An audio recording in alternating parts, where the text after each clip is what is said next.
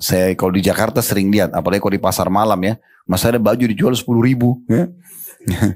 10.000 itu 2 real, kurang dari 2 real gitu ya. Kadang-kadang ada jemaah haji kita anggap, oh Saudi ada toko murah 1 real 2 real. Indonesia juga ada sebenarnya kan gitu. Saya lihat pasar malam itu 10.000, 15.000 kadang-kadang gitu kan. Itu kalau di pasar masih banyak. Itu pun orang yang di pasar malam ngambil lagi dari konveksi atau apa kan gitu. Berarti terlalu banyak nikmat Allah yang luar biasa. Cuma kita tidak pekah melihatnya gitu ya. Yang Allah berikan. Makanya teman-teman sekalian, daripada kita lebih banyak protes ini protes itu ya, lebih baik kita syukuri pada Allah SWT. Kita doakan agar Allah lebih makmurkan, Allah lebih jaga dan seterusnya. Allahu Rabbi wal Islam dini wa Muhammadan Rasulullah. Alhamdulillah, selalu saja puja dan puji kita panjatkan kehadirat Allah Subhanahu wa taala atas segala nikmat yang Allah limpahkan kepada kita, terutama tentunya Allah masih memberikan kita 1 hari lagi umur, dan semoga Allah masih memanjangkan umur kita di atas ketaatan kepadanya. Dan umur ini atau hari ini adalah hari emas kita, Bapak Ibu sekalian. Kalau yang sudah berlalu, berapapun umur kita yang sudah berlalu, itulah yang sudah kita nikmati. Kalau berisikan dengan amal saleh, kita bersyukur kepada Allah Subhanahu wa taala. Kalau dia berisikan kemaksiatan kepada Allah, tinggal taubat nasuha. Semoga Allah Subhanahu wa taala memaafkan tentunya kesalahan-kesalahan kita. Dan hari esok kita belum tahu apakah kita mendapatkan atau tidak. Oleh karena itu hari ini adalah hari emas kita, dan ini harusnya kita syukuri dengan menggunakannya di atas ketaatan kepada Allah Subhanahu wa taala. Selanjutnya kita panjatkan salam hormat kita kepada utusan Allah Nabi besar Muhammad sallallahu alaihi wa ala alihi wa sahbihi wasallam, sebagaimana Allah telah memerintahkan kita untuk mengucapkan salam hormat tersebut. Dan tentunya kita berharap mendapatkan apa yang sudah dijanjikan kepada kita. Kalau mengucapkan 1 kali salam hormat akan dibalas oleh Allah Subhanahu wa taala dengan 10 rahmat, atau rahmat itu meliputi pengampunan dosa, peninggian derajat, pemenuhan kebutuhan, dan juga solusi dari permasalahan-permasalahan hidup. Baik, kita akan lanjutkan bahasan kita, Bapak Ibu sekalian, yang sudah kita sampaikan di kota Nabi SAW tentang indahnya menjadi seorang Muslim. Kemarin kita selesaikan episode 1-nya, sekarang kita masuk ke episode keduanya. Episode yang pertama kemarin kita sudah jelaskan tentang beberapa poin. Saya ingatkan kembali, yaitu agama yang diterima dan ditunjuk oleh Allah Subhanahu wa taala untuk kita semua anut, bahkan semua manusia, hanya satu, yaitu Islam, dan tidak ada agama yang lain. Dan kita sebagai seorang muslim wajib berkeyakinan semua nabi-nabi agamanya sama, dari Nabi Adam, Idris, Nuh, Saleh, Shu'aib sampai Musa, Isa dan Muhammad alaihi wassalatu wassalam, semuanya muslim. Semuanya muslim. Dan sudah kami jelaskan firman Allah Subhanahu wa taala, inna ad-dina 'indallahi al-Islam, dalam surah Al-Imran ayat 19. Sesungguhnya agama di sisi Allah hanya Islam, tidak ada agama lain, ya. Jadi kita sama sekali tidak meyakini sebagai seorang muslim ada agama Yahudi, ada agama Nasrani. Sebenarnya itu tidak kita katakan agama, ya, tapi itu seperti kelompok yang mereka bentuk. Hanya mereka seperti Nasara, dari kata-kata Ansar atau Nasara, mengatakan diri mereka pendukung Nabi Isa alaihissalam, tapi agamanya sebenarnya Islam, gitu ya. Makanya Nabi Muhammad SAW, ini khusus keyakinan umat Islam, ya.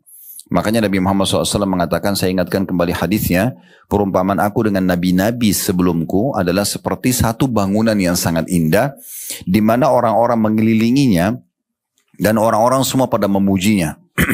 Orang semua memujinya, dan mereka menemukan tersisa ada satu batu bata yang belum ditaruh.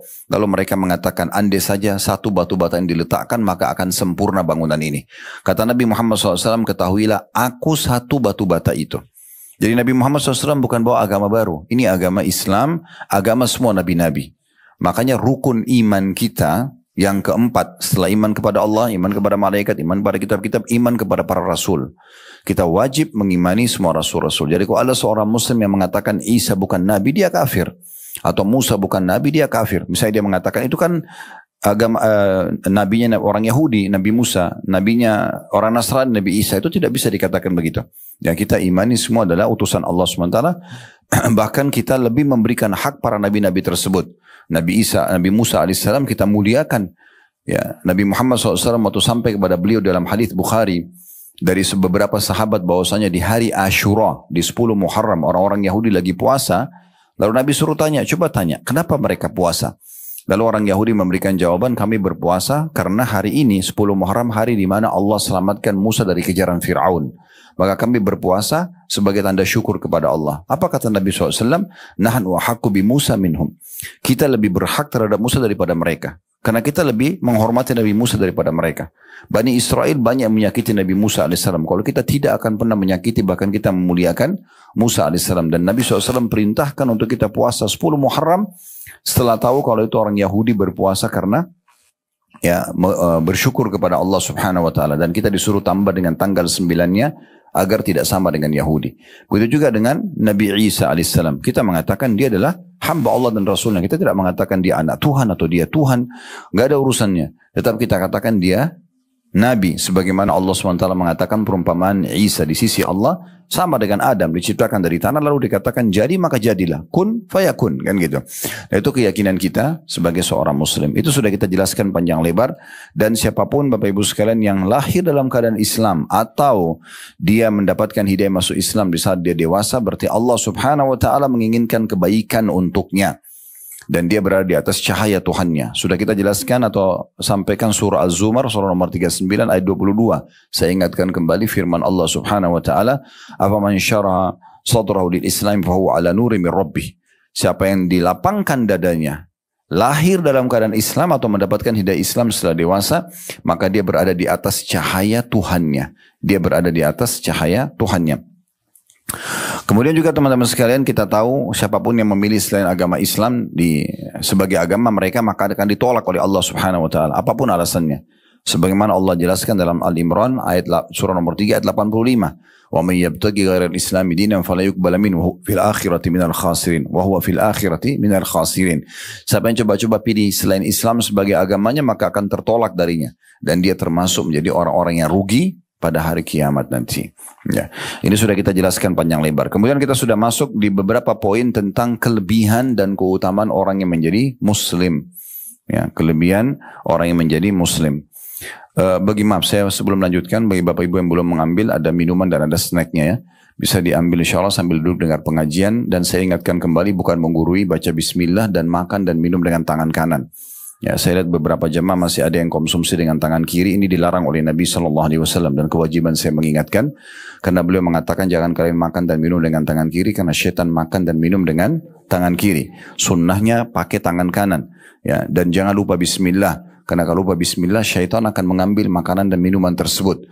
Sesuai dengan sabda Nabi SAW, kalau kalian makan dan lupa baca bismillah dan teringat, bacalah bismillahi awwalahu wa akhirah.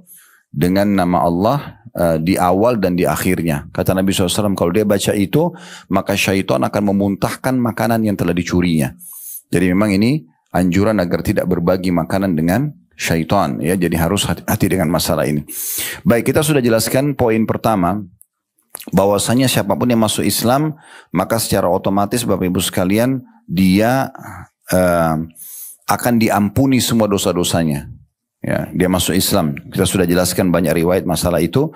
Di antaranya saya ingatkan satu saja, kasusnya Amr bin As radhiyallahu anhu. Pada saat dia mau masuk Islam, dia minta Nabi SAW ulurkan tangannya. Kemudian Nabi SAW ulurkan lalu ditarik sama dia. Lalu Nabi SAW mengatakan, ada apa wahai Amr? Karena Amr ini dulu dutanya orang Quraisy untuk menjemput 83 sahabat yang hijrah di Ethiopia untuk dibawa pulang ke Mekah dan disiksa. Tapi dia tersentuh hatinya dengan Islam setelah ke sana karena dia lihat Najasyi, raja Ethiopia justru masuk Islam. Pada saat itu di tangannya Ja'far bin Abi Thalib, kakaknya Ali bin Abi Thalib radhiyallahu anhum ajma'in. Ya, yang kebetulan jadi pemimpin muhajirin ke Ethiopia pada saat itu. Lalu dia pulang ke Mekah, lalu dia ingin masuk Islam. Maka dia mengatakan, ya Rasulullah, saya punya syarat. Ya, saya mau masuk Islam tapi saya punya syarat. Kata Nabi SAW, apa syaratnya? Dia bilang agar semua dosa-dosaku yang lalu dimaafkan. Kenapa dia bilang seperti ini? Karena dia tahu dirinya banyak salahnya sebelum masuk Islam, gitu kan? Maka Nabi SAW mengatakan, hai Amr, apakah kau tidak tahu kalau orang yang masuk Islam maka semua masa lalunya akan dimaafkan yang lalu-lalu? Dan juga hijrah akan memaafkan semua kesalahan yang lalu-lalu, serta juga haji sudah atau akan memaafkan kesalahan yang lalu-lalu. Nah, seperti itu kurang lebih. Ini juga sudah kita jelaskan panjang lebar, saya ingatkan saja. Kemudian juga yang kedua yang sudah kita jelaskan berhubungan dengan masalah keutamaan orang yang masuk Islam. Ya. Dia menjadi penyebab masuknya ke dalam surga. Menjadi penyebab masuknya ke dalam surga. Sebagaimana ya, sabda Nabi SAW dalam hadis Bukhari, "Innahu la yadkhulul jannata illa nafsum muslimah." Tidak akan mungkin ada yang masuk surga kecuali jiwa yang beragama Islam. Wa inna Allah la yu'addi hadad din birrajulil la yu'ayyidu hadad din birrajulil fajir. Dan Allah akan memberikan pertolongan terhadap agama ini kalau sudah tidak ada yang mau peduli dengan Islam, walaupun yang akan menolong agama ini adalah orang yang fajir atau jauh dari agama. Ini juga sudah kita jelaskan, termasuk ya waktu kita pernah ceritakan di Uhud kemarin tentang Khuwairik, pendeta Yahudi yang masuk Islam, kemudian dia terbunuh, masuk Islam lalu dia terbunuh, dia masuk Islam waktu duha, terbunuh sebelum duhur, dan akhirnya Nabi SAW mengatakan, siapa yang ingin melihat penghuni surga yang belum pernah sujud sekalipun, lihatlah orang ini. Berarti ada jaminan surga dengan dia masuk Islam. Dan cukup banyak dalil-dalil yang berhubungan dengan masalah ini. Kemudian yang ketiga juga sudah kita jelaskan, yaitu adanya pelipat gandaan pahala. Ya. Dan Bapak Ibu bisa merenungi hadis Nabi SAW riwayat Muslim, "Idza ahsana ahadukum islama", siapapun yang menyempurnakan keislamannya di antara kalian, fakullu hasanatin ya'maluha tuktabu bi asyri amsalha ila 700 du'fin.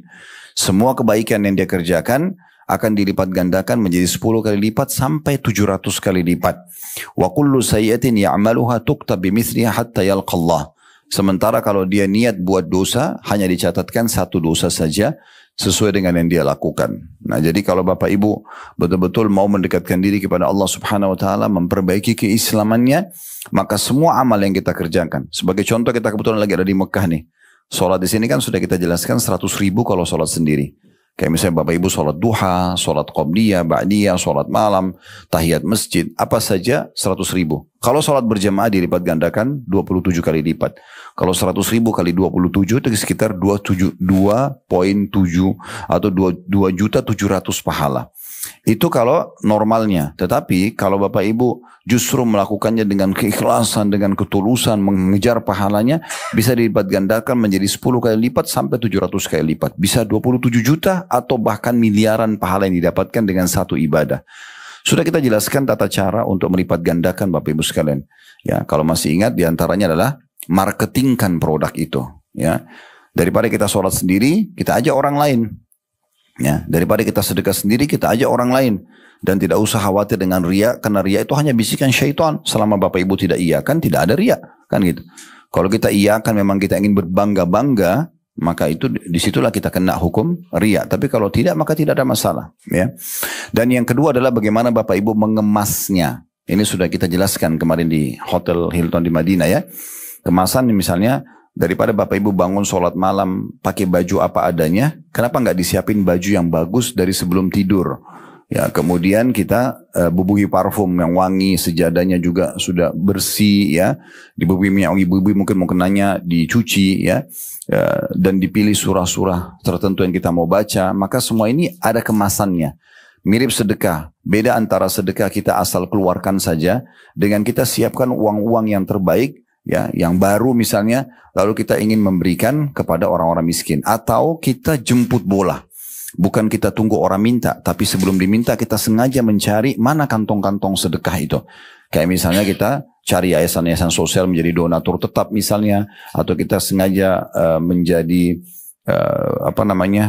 sponsor terhadap keluarga-keluarga miskin, tetangga-tetangga kita, yang kita siapin berasnya tiap bulan, gulanya, sembakonya lah misalnya, atau kita beasiswakan anak-anaknya sekolah. Maka ini semua kemasan namanya. Jadi pahalanya bisa berlipat-lipat ganda dengan cara seperti itu. Nah, itu juga kelebihan dalam Islam. Yang terakhir Bapak Ibu sekalian, kita sudah jelaskan yang lalu di Madinah. Saya ingatkan kembali poin keempat, bahwasanya semua perintah dalam Islam baik. Artinya kalau Bapak Ibu menjadi muslim yang baik, mengikuti semua perintah agama, meninggalkan larangan, dijamin Bapak Ibu menjadi orang yang baik di muka bumi ini. Karena semua yang diperintahkan baik-baik. Seperti jujur, amanah, tanggung jawab, bakti sama orang tua, jenguk orang sakit, ya, membantu orang susah, tersenyum. Banyak semua baik-baik dan semua ada keutamaannya. Bahasa agama fadilah, ya. Dan semua yang dilarang, bohong, menipu, menggunjing, memfitnah, memukul, membunuh, mencuri, itu dilarang semua dan ada ancaman beratnya. Jadi orang kalau menjadi muslim yang baik harusnya menjadi manusia yang baik dia, gitu kan? Apapun status dia di masyarakat, apakah dia pemimpin negara, apakah dia masyarakat, pemilik perusahaan atau dia stafnya misalnya, ya, atau siapa sajalah, teman dengan temannya, suami dengan istrinya, orang tua sama anaknya, kerabat dengan kerabatnya, semua pasti, ya, otomatis akan jadi baik. Karena semua orang tahu mana yang baik dan mana yang tidak baik. Dan semua orang suka dengan orang yang jujur, semua orang suka dengan orang yang amanah, semua orang suka dengan orang yang dermawan, kan gitu. Yang agama perintahkan. Dan semua orang tidak suka dengan apa yang dilarang. Seperti pembohong, pendusta, misalnya penipu, orang yang kasar, tidak ada yang disukai. Dan ini perlu kita garis bawahi, betul-betul ditekankan dalam agama kita. Ini kelebihan orang Islam, ya. Cuma sayangnya banyak orang yang bernama Muhammad, istrinya bernama Aisyah, tapi dia tidak menerapkan agama Islam dalam kehidupannya. Sayang sekali. Kalau seandainya dijadikan itu sebagai prinsip hidupnya, maka itu sangat luar biasa. Jadi kita bisa lihat dari pribadi dan penampilan mereka, pendapatan mereka, kondisi dan bagaimana penataan rumahnya, semua sesuai dengan Islam, kita akan temukan tentunya ya kesempurnaan dalam hidupnya. Baik, sekarang kita akan masuk di poin selanjutnya. Dan ini karena bertepatan juga dengan 17 Agustus, makanya Bapak Ibu lihat banyak balon-balon merah putih di sini, ya. Ini karena saya minta kepada teman-teman handling di Saudi untuk siapkan, karena ini juga nanti akan menjadi salah satu bahasan poin kita, bahwasanya seorang Muslim itu selalu, ya, menjaga keamanan, ketentraman, kemerdekaan, persatuan dan kesatuan itu bagian daripada kelebihan Islam. Jadi orang Islam tidak akan pernah buat kekacauan, tidak ada, ya. Gak ada orang Islam. Kalau dia betul menjadi muslim yang benar, dia tidak akan pernah buat kekacauan Bapak Ibu sekalian. Gak akan mungkin. Dia justru akan selalu menjaga nikmat yang sedang ada. Misalnya orang sudah berumah tangga, Allah berikan kebahagiaan di situ. Dia akan jaga. Dia tidak akan merusak hubungan itu. Karena dia tahu ini nikmat Allah. Salah satu bentuk syukur kepada Allah adalah bagaimana kita bersyukur dengan lisan Alhamdulillah, lalu kita praktikin dengan anggota tubuh. Kita jaga nikmat itu. Dan kita besarkan. Menjaga hubungan baik dengan pasangan hidup, dengan anak-anak, dengan relasi kerja, bisnis yang sudah dikasih, jabatan yang dikasih, harta yang dikasih, semua ini kita akan jaga. Termasuk kita akan menjaga negeri yang Allah sudah berikan. Ya, di antaranya nikmat kemerdekaan, nikmat persatuan dan kesatuan. Ini kelebihan Islam yang luar biasa. Dan ini sedikit agak panjang saya akan bahas Bapak Ibu sekalian di poin nomor 5 ini. Karena memang Islam memerintahkan itu. Memerintahkan itu. Jadi kalau ada orang yang sengaja membom kayak di Indonesia, mengatasnamakan jihad, itu dusta besar. Tidak ada Islam memerintahkan orang membom di negara yang aman, terus kemudian membuat kerusakan. Membom hotelnya orang, membom jalanan, bom dirinya sendiri. Nggak ada dalam Islam itu semuanya. Ya. Jadi tidak ada dalam Islam ajaran-ajaran terorisme seperti itu. Ya, makanya tidak akan pernah Bapak Ibu temukan ada ulama yang mendukung mereka. Tidak akan pernah. Gitu kan? Ini adalah ijtihad atau upaya dari sebagian oknum saja yang tidak bisa dijadikan sebagai rujukan. Ya. Di medan perang, kita pun menawarkan dulu agama Islam kepada musuh. Kalau mereka nolak, kita tawarkan jizya atau upeti. Kalau mereka nolak, baru kemudian terjadi peperangan. Itu pun syarat Nabi SAW luar biasa ketatnya. Islam punya syarat yang sangat ketat. Tidak boleh membunuh wanita, tidak boleh bunuh anak-anak, tidak boleh rusak fasilitas umum, tidak boleh membunuh orang yang sudah menyerah. Ya. Kemudian juga tidak boleh merusak tempat-tempat ibadah yang ada. Ya, kalau kita lihat bagaimana umat Islam masuk ke Palestina di masa Umar bin Khattab, di sana banyak gereja. Ada gereja masih dari masa dulu sebelum Umar bin Khattab, dari masa Romawi sampai sekarang masih ada. Tidak disentuh oleh umat Islam. Ya. Begitu juga pada saat umat Islam masuk dan menguasai Konstantinopel yang sekarang jadi Istanbul. Ya. Ada Hagia Sophia dulu, itu gereja besar mereka. Dan itu tidak dirombak oleh umat Islam, tidak dibakar, tidak dirusak. Tapi umat Islam malah jadikan sebagai masjid saja. Ya. Dan banyak gereja-gereja yang tidak diganggu sama sekali. Memang itu tata cara yang diajarkan dalam Islam benar-benar sangat baik. Ya. Tidak akan ada melahirkan permasalahan. Umat Islam, saya sudah kasih gambaran pada saat kita di Bukit Pemana. Kalau masih ingat hadis Nabi SAW, perumpamaan muslim atau mukmin seperti lebah. Seperti lebah. Masih ingat ya? Ya, Allahu alam. Benar nggak ini? Oke. Seperti seekor lebah. Lebah itu kalau makan hanya makan yang baik saja. Ya. Dia ambil sari bunga. Kalau dia memberi, dia hanya memberi yang terbaik, madu. Manis, sehat, ya, dan segala macam penuh dengan vitamin. Ya. Kalau dia membangun sarang tidak akan merusak. Jadi umat Islam itu kalau bersedekah dia tahu kalau dia pelajari Islamnya dengan benar pasti dia berikan yang terbaik. Ya. Kalau dia juga dia kalau makan dia makan yang halal, dia kalau beri yang terbaik, dia kalau tinggal di sebuah tempat tidak akan mengganggu orang. Ya. Semua orang yang bertetangga sama seorang muslim yang baik pasti akan merasa tentram, tidak akan merasa terganggu, gitu kan? Dan alhamdulillah di negara kita jadi contoh itu. Karena kita mayoritas muslim, tapi orang non muslim banyak yang jadi pengusaha, mereka hidup tenang, tidak ada yang ganggu. Gak ada umat Islam, tidak ada ajaran dalam Islam itu, oh tetangga saya Nasrani matikan aja listriknya, ambil saja barang dagangannya, nggak pernah ada. Ya. Dan subhanallah ini terbalik ya, di sebagian negara-negara yang orang Islam minoritas justru ditindas. Kalau kita tidak sama sekali, ya, karena memang itu ajaran Islam. Dan tapi kata Nabi SAW penutupan hadis, hanya saja kalau mereka diganggu, ya lebah itu sengatannya mematikan. Nah seperti itu umat Islam.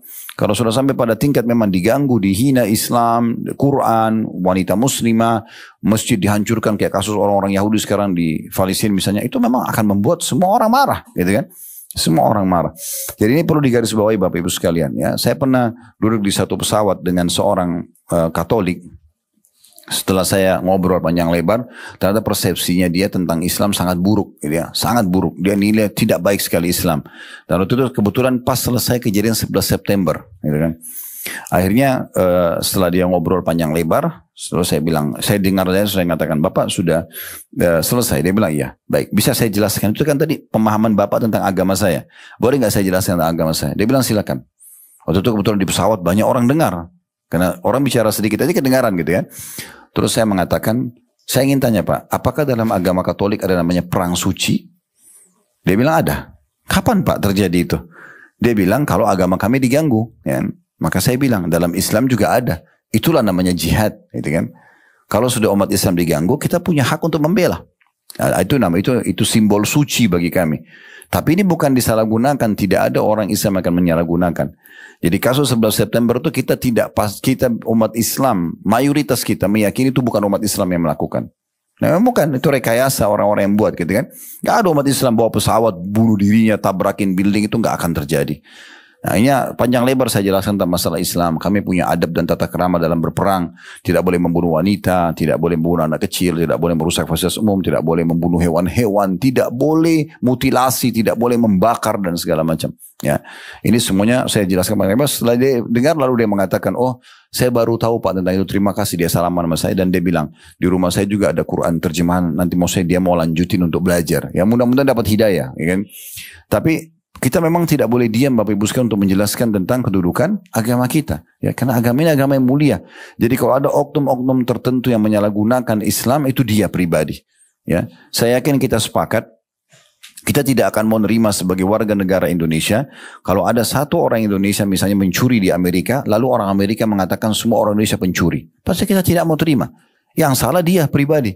Jangan dibawa-bawa negaranya kan gitu. Itu tidak menyimbolkan kita semuanya. Itu kan tidak adil namanya. Padahal sebenarnya mayoritas kita bukan pencuri kan gitu. Nah seperti itu harus kita bijaksana. Jadi jangan ada satu orang muslim buat kesalahan lalu dipukul rata semua agama Islam begitu. Padahal sebenarnya ajarannya tidak seperti itu. Baik Bapak Ibu sekalian, berhubungan dengan masalah kemerdekaan ini dan salah satu poin yang memang jadi bahasan kita, yang kelima adalah indahnya menjadi seorang muslim. Seorang muslim akan selalu mempertahankan nikmat Allah Subhanahu wa taala dari persatuan, kesatuan dan kemerdekaan mereka, ya.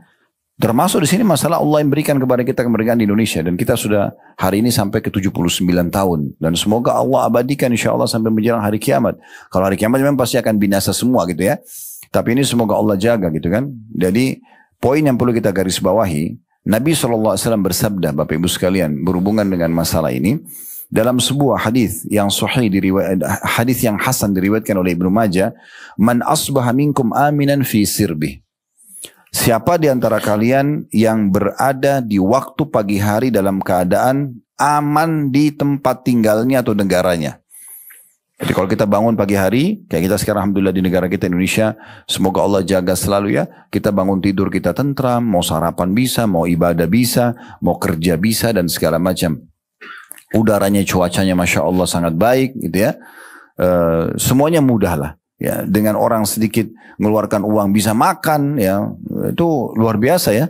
Makanan saja dengan sangat mudah, mungkin dengan 5.000 rupiah orang masih bisa makan, sarapan, bisa makan siang.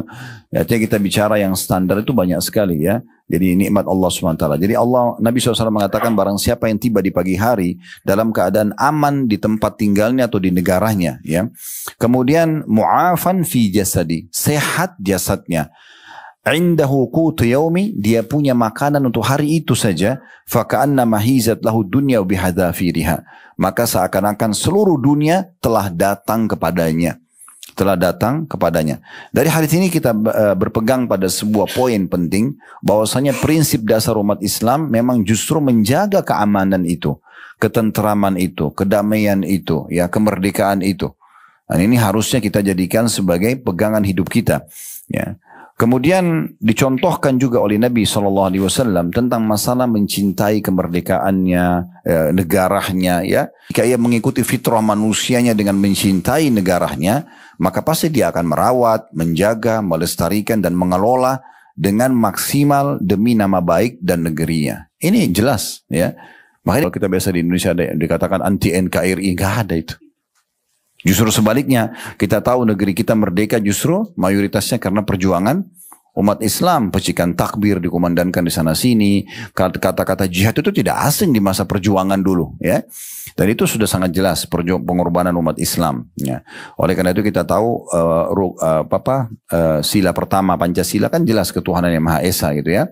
Jadi ini berarti berasaskan tauhid, mengesahkan Allah Subhanahu wa Ta'ala. Dan juga kita perlu secara rasional ya, bukankah Bapak Ibu sekalian kita kalau dikasih rumah atau kita mendapatkan rumah oleh Allah Subhanahu wa Ta'ala tentunya, dikasih rezeki Bapak Ibu bisa beli rumah. Saya yakin pasti saja rumah itu kita akan jaga. Kalau orang normal sesuai dengan fitrahnya, dia akan jaga rumah, dia akan rawat kamarnya, rumahnya dibersihkan tiap hari, tamannya dibersihkan. Mungkin kalau sudah rusak catnya dicat gitu kan. Dia bangga dengan alamat rumahnya dan segala macam. Gitulah ya. Mungkin dia renovasi pada saat dia punya rezeki. Maka itu lingkup kecil cuma rumah. Bagaimana dengan negara? Ya, harusnya kita faham ini. Sebagai seorang muslim memang kita harus menjaga ketatanan negara, peraturan-peraturan pemerintah yang tidak bertolak belakang dengan hukum-hukum agama. Itu kita harusnya mendukung ya. Kita menjaga itu semua. Ini bagian daripada fitrah. Dan kalau kita misalnya habis safar begini, kita rindu ingin pulang ke negeri kita, itu normal sekali. Itu terjadi pada Nabi Muhammad SAW. Dikatakan dalam sebuah riwayat, ya, ini hadis sahih riwayat Bukhari ya.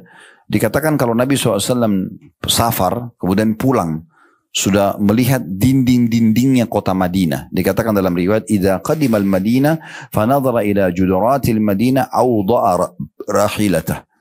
Bahwasanya Nabi Muhammad SAW itu kalau datang dari safar, kemudian beliau melihat dinding-dinding kota Madinah, maka beliau mempercepat tunggangannya min hubbiha, karena sangat cinta dengan kota Madinah itu. Ibnu Hajar berkata rahimahullah, hadis ini menunjukkan keutamaan kota Madinah dan adanya anjuran mencintai negerinya serta merindukannya. Normal sekali. Kita pergi nuntut ilmu, lagi safar, kita pasti akan rindu dengan negeri kita sendiri. Itu kata Ibnu Hajar rahimahullah. Dan pernah terjadi di masa Nabi SAW ada beberapa orang sahabat, mereka datang ke Madinah untuk belajar. Bayangkan ya, datang ke kota Madinah, kota yang mulia. Kita sebutkan kemarin 16 atau 17 keutamaan kota Madinah, sangat banyak. Tapi ada beberapa sahabat, mereka datang belajar. Masuk Islam lalu belajar dengan Nabi SAW. Apa kata mereka? Pada saat Nabi SAW melihat dalam diri kami sudah merindukan negeri kami, maka beliau memerintahkan kami segera untuk pulang ke negeri kami. Jadi bukan disuruh tinggal di Madinah, disuruh boleh pulang. Karena fitrah, secara alami. Orang rindu dengan kampungnya. Ya mungkin juga kalau rasionalnya kita biasa mudik di Idul Fitri ya. Pasti kita sangat ingin kembali ke kampung. Kemudian kita ingin makan-makan tradisional kita dan segala macam. Nah itu semua fitrah. Islam betul-betul mendukung itu semua. Jadi kalau ada seorang muslim yang berbeda dengan ini agak unik. Karena ini bagian daripada indahnya menjadi seorang muslim. Demikian pula ya dinukil dari Al-Mubarakfuri dalam kitab Tuhfatul Ahwadi. ya. Dalam dalam syarah Sunan At-Tirmidzi di jilid 9 halaman 283, ya. Beliau juga menukil perkataan yang sama kurang lebih, kalau hadis ini menunjukkan keutamaan kota Madinah bersama juga dengan Ibnu Hajar menyebutkan serta adanya anjuran mencintai negeri serta merindukannya. Dinukil juga oleh Bahruddin Al-Aini dalam Umdatul Qari Syarah Sahih Bukhari jilid 10 halaman 135. Jadi ulama-ulama kita sudah menukil tentang masalah ini. Muhammad Syakir juga berkata, "Iyyaka an tadhunnu anna taqwa fi sholati was siyami wa nahwaha minal ibadati faqat." Muhammad Syakir ini seorang ulama besar ya di Mesir dan beliau masih punya banyak karya-karya tulis tentunya. Beliau mengatakan, jangan sampai Anda sebagai seorang muslim berpikir ketakwaan kepada Allah, patuh kepada Allah itu hanya berkisar di sholat, di puasa, dan yang sekitarnya atau semisalnya dari ibadah-ibadah. Bukan cuma itu saja. Beliau mengatakan lalu pesannya, inna taqwallahi tadkhul fi kulli syai'. Karena ketakwaan kepada Allah masuk dalam semua lini kehidupan. Fattaqillaha fi ibadah, ya. Maulaka fattaqillaha fi ibadatin maulaka la tufarrid fiha. Oleh karena itu bertakwalah kalian kepada Allah dalam hal ibadah kepada ya pencipta kalian Allah Subhanahu wa taala, dan jangan kamu lalaikan ibadah yang sudah diperintahkan. Wattaqillaha fi ikhwanika la tu'dhi ahada minhum, dan bertakwalah kepada Allah kepada siapapun saudaramu dari sang agama atau sama manusia, dan jangan kamu sakiti mereka. Wattaqullaha fi baladika la takhunhu wa la tusallid alaihi adu, dan bertakwalah kalian kepada Allah di negeri kalian yang sudah Allah kasih kalian lahir atau tinggal di sana. Jangan kalian mengkhianati negara kalian dan jangan membiarkan musuh datang merebutnya. Wattaqillaha fi nafsika wa la tuhammil fi sihhatika wa la tatakhallaq bi su'il akhlaqi al-fadila. Ya. Dikatakan oleh beliau, dan jangan juga bertakwalah kepada Allah pada diri kalian, jangan kalian melalaikan kesehatan kalian. Karena itu bagian daripada ketakwaan. Tidak boleh kita sengaja makan makanan yang rusak, membiarkan penyakit datang ke tubuh kita. Tidak boleh dalam Islam. Itu bagian daripada ketakwaan. Dan juga jangan kalian berakhlak yang buruk, ya, tetapi berakhlaklah yang baik. Dinukil dari buku Wasayal Aba lil Abna di halaman 20. Dalam memuliakan negeri kita, Bapak Ibu sekalian, dan mensyukuri kemerdekaan, ya tepatnya hari ini di tahun 79-nya ya, kemerdekaan kita ini, kita harus memperhatikan beberapa hal. Yang pertama, kita bersyukur kepada Allah SWT. Selalu kita bersyukur ya, karena Allah SWT telah memberikan negeri kita negeri yang luas, negeri yang kaya, negeri yang kuat. Penduduknya mencapai sekarang angkanya 278 atau 279 juta. Ini termasuk jumlah yang sangat besar ya. Asal Bapak Ibu tahu saja, Saudi yang kita sekarang ada ini, seluruh total penduduknya tidak lebih dari 30 juta. Seluruhnya ya. Beberapa tahun lalu itu 28 juta. Ini cuma angka penduduk mungkin Jakarta ya. Ya. Dan kalau Bapak Ibu lihat Jepang, Korea, apalagi kecil-kecil Hong Kong, ini semua itu jauh lebih kecil. Tetangga kita, Malaysia, Brunei, kecil-kecil semuanya. Memang ada negara lebih besar dari kita, seperti Rusia, India, ya, memang mereka lebih besar jumlahnya, Cina misalnya. Tapi Indonesia termasuk negara yang patut kita syukuri ya, karena sangat besar jumlah penduduknya, gitu ya. Dan salah satu bentuk syukur adalah kita harus menjaga, merawat, dan masing-masing merasa tanggung jawab.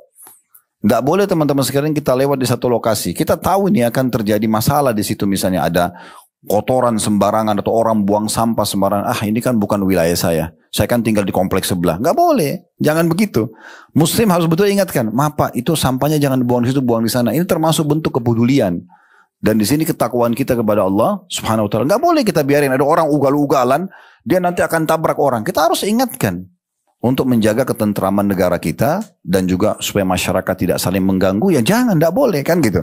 Nah itu nanti akan kita jelaskan juga di poin selanjutnya. Tapi ini bentuk syukur kita terhadap kemerdekaan dan negara Allah kasih adalah kita menjaga, merawat, mengelola dengan baik, serta memuliakan dengan menjaga nama baik negeri itu demi untuk kebaikan nama dia juga. Kan gitu, kalau negerinya baik namanya, dia juga akan baik namanya. Dan saya ingatkan kembali hadits Nabi SAW tadi ya, yang hadits disebutkan oleh Bukhari dalam adab mufrad beliau, ya man asbaha minkum aminan fi sirbi, siapa yang tiba di pagi hari dia aman di negerinya, mu'afan fi jasadi, dia sehat badannya, indahu qutu yaumi, dia memiliki makanan hari itu, faka'anna mahizat lahu dunya bihadzafiriha, maka sama saja dia telah didatangi oleh dunia dari seluruh pelosoknya. Ya. Ini sering saya sampaikan di pengajian, tapi saya ingatkan kembali karena pengalaman saya, Bapak Ibu sekalian. Saya pernah diundang tablik akbar di Bali beberapa tahun lalu.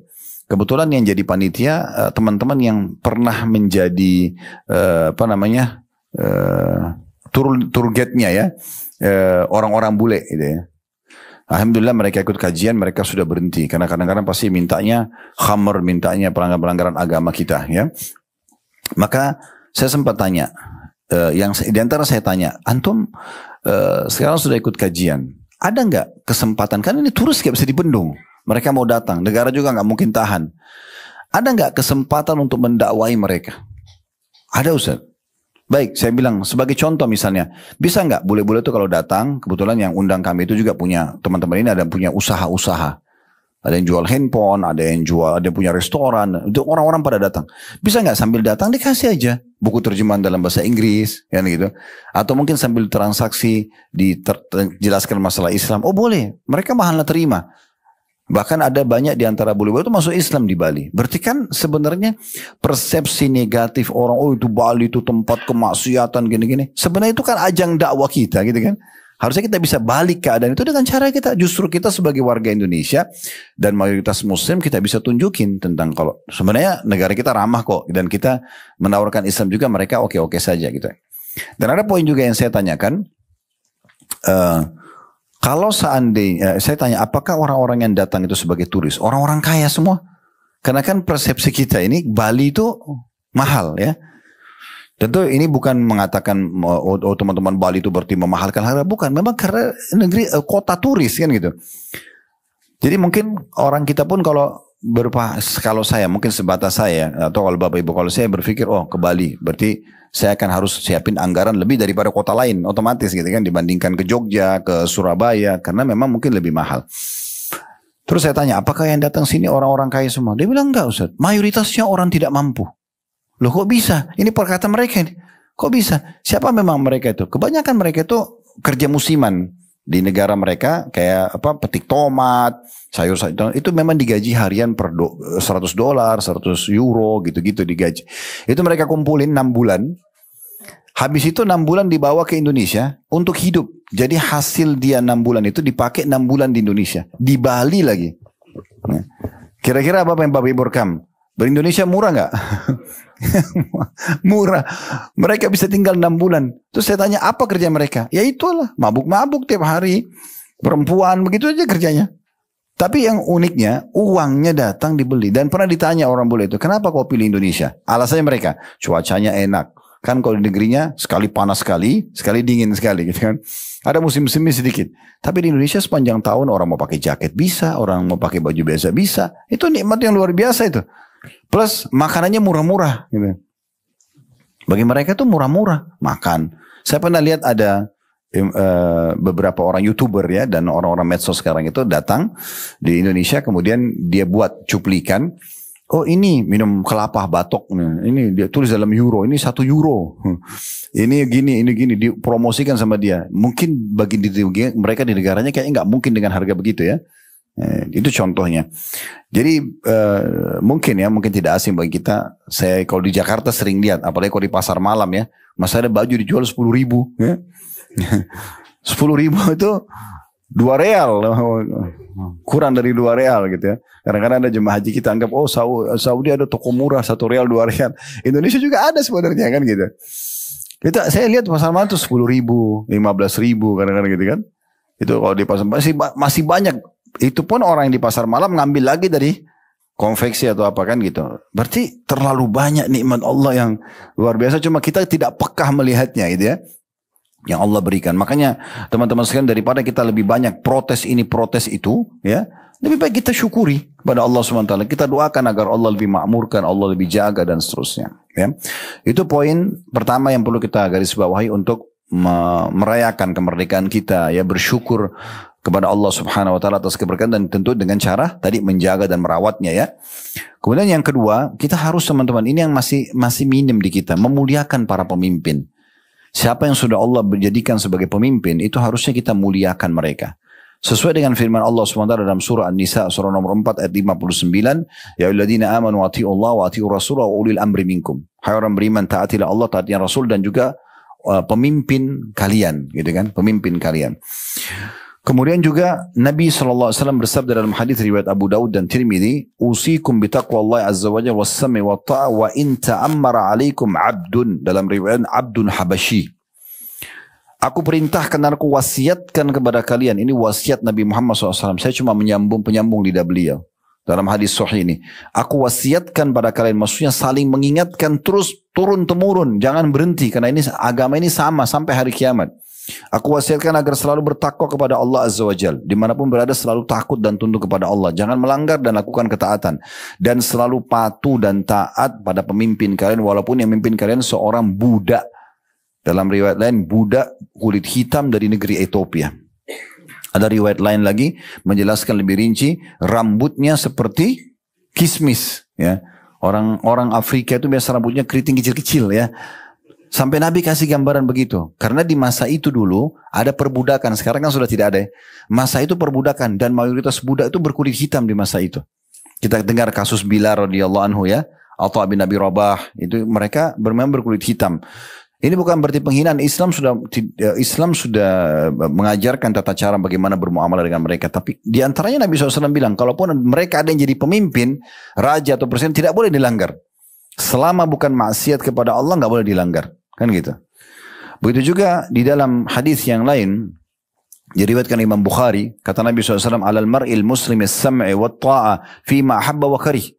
Harus bagi setiap individu muslim mendengar dan patuh pada pemimpin mereka, apa yang dia suka atau dia tidak suka. Malam yu'mar bimaksiyah, selama tidak diperintahkan maksiat. Selama tidak diperintahkan maksiat. Fa idza umira bimaksiatin fala sam'a wala ta'ah. Kalau diperintahkan maksiat maka tidak ada ketaatan dan tidak ada dengar dan tidak ada ketaatan. Ini kan baru-baru ada kejadian yang masalah jilbab itu ya. Ya, bagaimana alhamdulillah MUI berbicara dan para teman-teman kita dai berbicara, alhamdulillah pemerintah peduli dengan itu dan akhirnya menghapus undang-undang itu kan. Nah ini karena hak setiap muslim boleh menjalankan, atau semua orang yang beragama di Indonesia, karena kita negara punya agama resmi ya, selain muslim ada Kristen, Katolik dan Protestan, ada Hindu, ada Buddha, mereka bisa jalankan itu undang-undang kita sesuai dengan keyakinan mereka. Maka harusnya umat Islam tidak diganggu, dan alhamdulillah dengan itu bisa ya kita berikan masukan tentunya. Karena kalau maksiat kepada Allah kan membuka jilbab maksiat ya. Tidak boleh dipatuhi. Dan alhamdulillah ini berjalan dengan baik ya. Dalam hadis yang lain riwayat Imam Ahmad, man akrama sultanallahi fid dunya akramahullahu yaumal qiyamah. Siapa yang memuliakan pemimpin yang sudah Allah pilih di dunia, ya, walaupun mungkin kita mengatakan oh kita yang pilih, itu Allah Subhanahu wa taala yang mudahkan dia jadi pemimpin di situ. Bagaimanapun upaya kita tetap aja akan ada terjadi hal seperti itu. Allah sudah takdirkan di Lauhul Mahfuz sebelum kita diciptakan siapa yang jadi presiden, siapa yang jadi raja. Ini cuman menjalankan apa yang sudah tercatat dalam takdir tersebut. Kata Nabi SAW, siapa yang memuliakan pemimpin Allah yang sudah Allah pilih di dunia, Allah akan muliakan dia di hari kiamat. Wa man ahana sultanallahi fid dunya ahanahu Allahu yaumal qiyamah. Siapa yang menghina pemimpin-pemimpin yang sudah Allah tunjuk itu, ya, di dunia, maka Allah juga akan hinakan dia di hari kiamat nanti. Ini perlu digarisbawahi Bapak Ibu sekalian ya. Ini hukum yang saya sampaikan Bapak Ibu sekalian. Bapak Ibu kalau dengar dari dai yang berbahasa Inggris di Amerika atau di Eropa sama. Bapak Ibu dengar di sini yang dai berbahasa Arab sama. Ya. Jadi ini bukan memberikan dukungan kepada si fulan atau si fulan, bukan. Ini hukum agama akan disampaikan di setiap masa dan tempat sama. Gitu ya. Jadi kalau kita bicara ini, kita bukan bicara lingkup, pendukung pemimpin yang sekarang. Bukan. Ini memang hukum agama. Harus difahami oleh semua muslim dan disampaikan di sepanjang masa. Ya, kalau kita disuruh patuh pada pemimpin yang sudah resmi, selesai. Kecuali maksiat saja. Ya, ini disebutkan juga dalam kisah seseorang yang bernama Salamah bin Yazid al-Ju'fi. Ini ada satu orang Arab Badui datang kepada Nabi Muhammad SAW. Orang ini punya pertanyaan agak unik. Dan Nabi SAW sengaja tidak jawab di awal. Apa yang dia bilang? Wahai Rasulullah, bagaimana pendapat Anda jika ada pemimpin yang suka menuntut hak mereka? Suruh masyarakat bayar ini, bayar itu misalnya kan. Hak mereka pada kami. Sedangkan hak kami tidak dipenuhi. Kami tidak dapat sebagai masyarakat hak kami. Apa perintah Anda pada kami bila itu terjadi? Maka Nabi SAW berpaling dari orang tersebut. Sedangkan tidak jawab. Dia kejar lagi Nabi. Nah, dia ulangi lagi. Nabi berpaling lagi. Sampai 3 kali. Karena orang ini terus mendesak. Maka kata Nabi SAW apa? Hadis ini hadis yang sahih ya. Kata Nabi SAW. Isma'u wa ati'u. Dengar dan patuh. Fa innama alaihim ma hummilu wa alaikum ma hummiltum. Karena kalian akan ditanyakan oleh Allah atas yang Allah wajibkan kepada kalian. Sebagai warga negara patuh. Ya, jalankan perintah-perintah selama bukan maksiat. Dan itu Allah akan tanyakan. Dan mereka juga akan diminta pertanggungjawaban dari apa yang dibebankan pada mereka. Nah, ini sebuah konsep dasar gitu ya. Yang bagus adalah kalau pemimpin itu sudah menang secara resmi ya di satu wilayah, kita dahulukan dengan mendoakan. Semoga Allah kasih hidayah, semoga Allah begini dan begitu. Jangan dilihat kekurangannya. Kekurangannya justru kita doakan supaya dipenuhi oleh Allah, disempurnakan. Ya. Pernah terjadi teman-teman sekalian, Umar bin Khattab radhiyallahu anhu bertanya kepada orang-orang di sekitarnya, kalau seandainya kalian punya doa mustajab, apa kalian akan minta sama Allah? Ada yang bilang saya berdoa supaya saya mati syahid. Ada yang mengatakan saya berdoa supaya saya jadi kaya raya bisa menyumbang sedekah. Ada yang bilang begini dan begitu ya. Lalu setelah selesai semua Umar mengatakan kalau saya punya doa mustajab, saya akan doakan pemimpin agar bisa berlaku adil. Gitu. Ini kalau doa saya ada, saya akan doakan itu. Imam Ahmad rahimahullah berkata dalam statement yang sangat menarik. Beliau mengatakan begini. Sesungguhnya siang dan malam aku akan selalu doakan pemimpin agar ia selalu berada di jalan yang benar, mendapat taufik dan dukungan, serta juga aku memandang ini sebagai sebuah kewajiban muslim. Ini diambil dari buku beliau ya. Kitab As-Sunnah di halaman 83 gitu ya. Begitu juga Fudail bin Iyad rahimahullah. Beliau mengatakan, seandainya aku punya doa mustajab, niscaya aku akan peruntukkan untuk pemimpin. Seseorang bertanya, mengapa wahai ayahnya Ali? Kebetulan Fudail anak pertama laki-laki namanya Ali. Dikatakan dipanggil Abu Ali. Kenapa wahai Abu Ali? Kenapa wahai ayahnya Ali? Anda menjadikan kalau doa mustajab untuk pemimpin yang sedang berkuasa sekarang. Ia menjawab, jika aku berdoa untuk diriku sendiri, maka manfaatnya sangat terbatas. Tapi jika aku doakan pemimpin, maka akan merata kebaikan tersebut. Akan merata kebaikan tersebut. Bayangkan begini teman-teman, kita bilang, ya Allah berikanlah hidayah pemimpin kami, berikanlah taufik, ya, sadarkanlah kalau dia punya kesalahan. Misal Allah ijabah, kan kita punya waktu mustajab ya, antara azan dan iqamah sepertiga malam, kita doakan, lalu dia dapat hidayah. Kita tidak kenal dia tidak kenal kita. Maksudnya tidak pernah interaksi secara langsung, tapi karena diijabah, apa saja keputusannya kita panen pahalanya. Ruginya apa? Kan gitu. Daripada sedikit-sedikit ada salahnya yang dicari. Ini kan menjatuhkan martabat pemimpin kita, menjatuhkan martabat negeri kita, dan kita juga sendiri rusak martabatnya. Kalau kita hanya selalu mencari kesalahan saja, justru kesalahannya kita pertemukan dengan kebaikannya, dan kesalahan itu kita doakan agar Allah berikan hidayah. Ya, ini sering juga saya kasih contoh dalam bicara masalah pemimpin ya. Banyak orang-orang di negeri kita ini seperti penonton bola. Ya.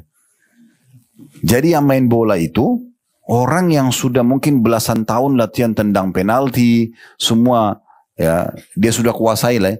Satu kali bertanding luput. Ya, yang nonton ini bodoh, ganti, kan gitu. Padahal dia kalau masuk belum tentu bisa tendang, kan gitu.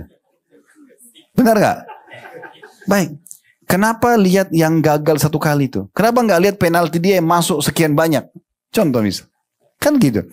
Artinya kita harus bijaksana dalam masalah seperti ini ya. Daripada main gonta-ganti. Sekarang bayangkan Bapak Ibu sekalian kalau suami istri, suami salah satu kali atau istri langsung cerai. Coba ganti saja. Kira-kira ada rumah tangga yang bertahan? Belum tentu Pak. Ya, kalau dibilang suaminya senang belum tentu, karena bisa saja dia ganti orang lain lalu Allah uji dia dengan ujian lebih berat. Kan? Iya, kalau kasus dalam rumah tangga, kalau ada suami istri, kemudian ada yang zalim nih, misalnya suami zalim atau istri zalim, lalu dia cerai sama pasangannya, Allah akan datangkan ujian pada dia. Dia dapat pasangan yang akan mengganggu dia nanti. Itu sudah sunnatullah. Dan orang yang terzalimi akan dapat ganti yang lebih baik. Itu sudah sunnatullah. Tidak akan berubah sistem Allah itu. Kan gitu. Tapi kita kembali ke masalah ini. Kalau bahas rumah tangga panjang lagi nanti ya.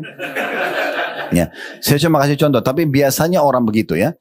Jadi kenapa teman-teman kita nggak kasih kesempatan pemimpin yang sudah ada untuk jalankan tugasnya dengan baik. Gitu kan. Cukuplah kita ini bisa tentram, masih bisa bekerja, masih bisa segala macam gitu. Karena kita juga nggak mungkin mencapai jabatan itu. Dia sudah sampai di situ dengan segala macam upaya yang kita mungkin belum tentu bisa. Kan gitu. Jadi kita bersangka baik di situ ya. Makanya Nabi SAW ingatkan baik-baik. Disuruh dengar, patuh ya. Dan kalian akan diminta pertanggungjawaban apa yang dibebankan pada kalian. Dan mereka juga akan diminta pertanggungjawaban ya, dari apa yang telah mereka lakukan.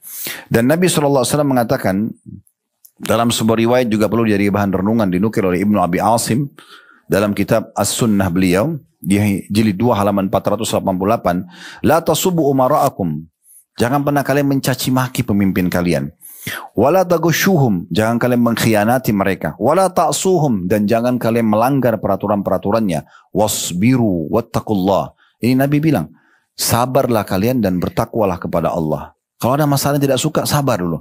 Tetap kuatkan hubungan kita sama Allah. Bertakwa sama Allah.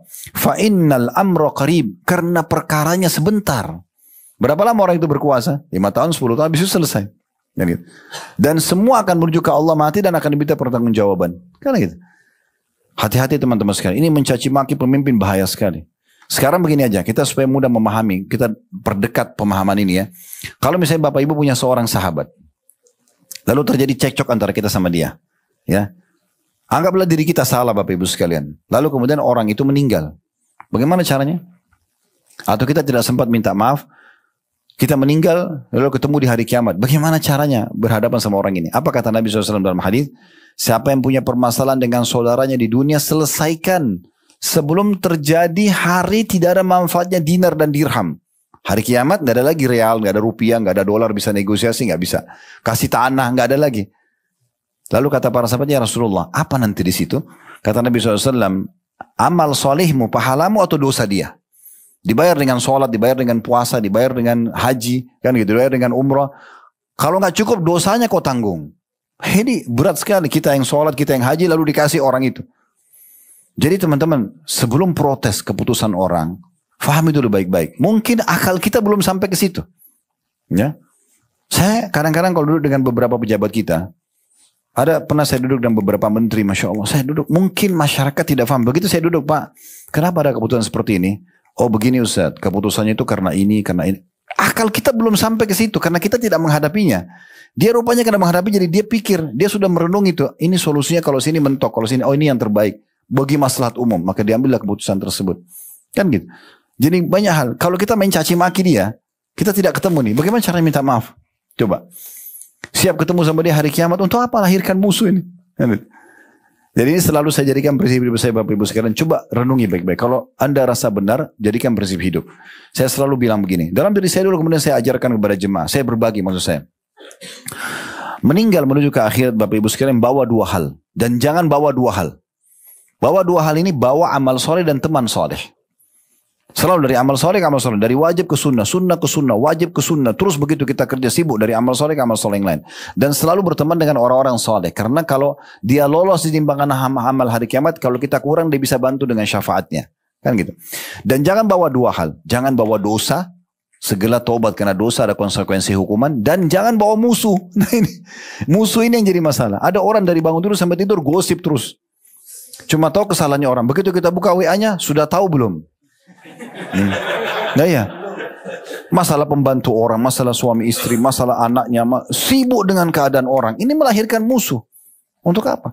Tahu apa yang terjadi? Ini pegang baik-baik teman-teman sekalian. Rasulullah SAW, Nabi, kalau pintu rumah boleh buka di waktu selepas duha untuk jalan sama sahabat-sahabatnya ketemu. Begitu kumpul sahabat sudah nunggu depan pintu rumah, apa perkataan pertama Nabi? Jangan ada yang menceritakan keburukan sahabatku.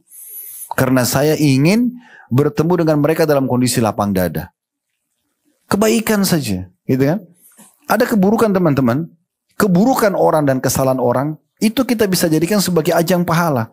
Kalau orang belum sholat, ada orang mencuri, itu kan ajang pahala buat kita. Kenapa kita nggak nasehatin? Berapa banyak orang tersentuh dan taubat dengan 2-3 kalimat. 2-3 nasihat.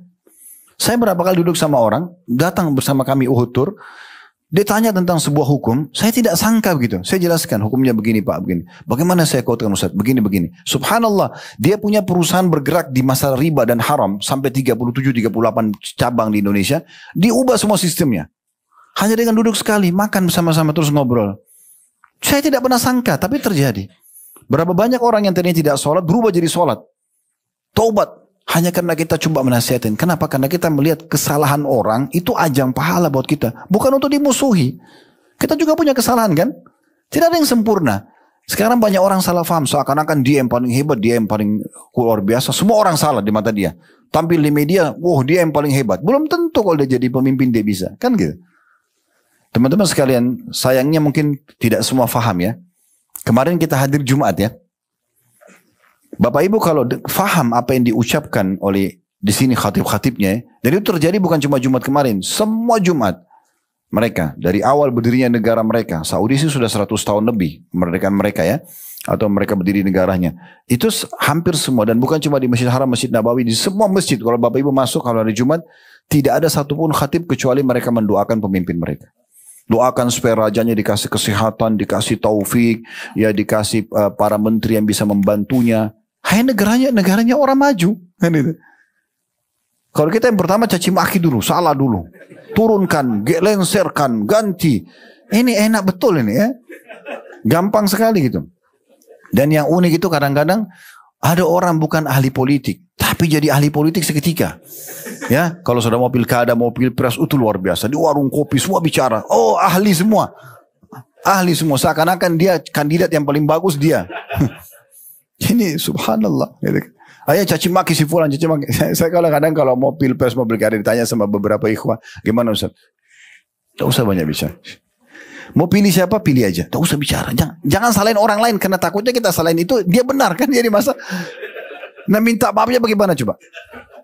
Belum tentu diterima kalau datang ke rumahnya. Belum tentu diangkat telepon kalau kita telepon. Kalau enggak ketemunya di hari kiamat, ini bahaya besar ini. Akhirnya kita sholat malam diambil, kita haji, kan bahaya sekali ya. Sampai saya kadang-kadang bercanda, ini saya bercanda sama teman-teman di kantor ya. Alhamdulillah Allah amanahkan sudah 200 orang lebih bergabung sama kami di kantor. Jadi saya kadang-kadang bercanda sama mereka, setelah mereka kasih laporan keuangan, kasih segala macam. Saya bilang saya tanda tanganin sekarang ya, saya ACC ini. Tapi saya tidak bisa detail semua tahu ini. Jadi kalau antum ada buat salah dan sengaja, kalau tidak sengaja nggak, kalau dan sengaja hafal muka saya karena kita ketemu hari kiamat nanti. Oh jangan gitu Ustaz. Ya iya, ini peringatan saya.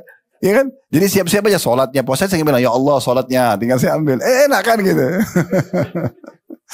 Jadi maksudnya teman-teman jangan buat masalah, apalagi dengan orang yang kita kenal saja. Itu di hari kiamat banyak suami istri bertengkar di mahkamah Allah hari kiamat. Banyak orang tua sama anak bertengkar. Karena dia lahirkan musuh. Tidak usah. Kalau hak kita tidak dikasih orang lain, tidak ada masalah. Itu masih lebih mudah. Kita masih bisa dapat di hari kiamat ya. Seorang ulama, pernah dia baru petik kurma. Baru beli kurma dengan tangkainya. Itu dianggap kurmanya mewah lah ya. Begitu dia mau buka paketnya, dia mau makan. Terus ada muridnya bilang, si fulan baru menggibah Anda. Disebut nama seseorang. Dia bungkus kembali, dia bilang sama muridnya, antar ke rumahnya ya, sampaikan salam saya. Dan bilang terima kasih dia sudah berbagi pahala, sebagai balasannya saya kasih kurma ini.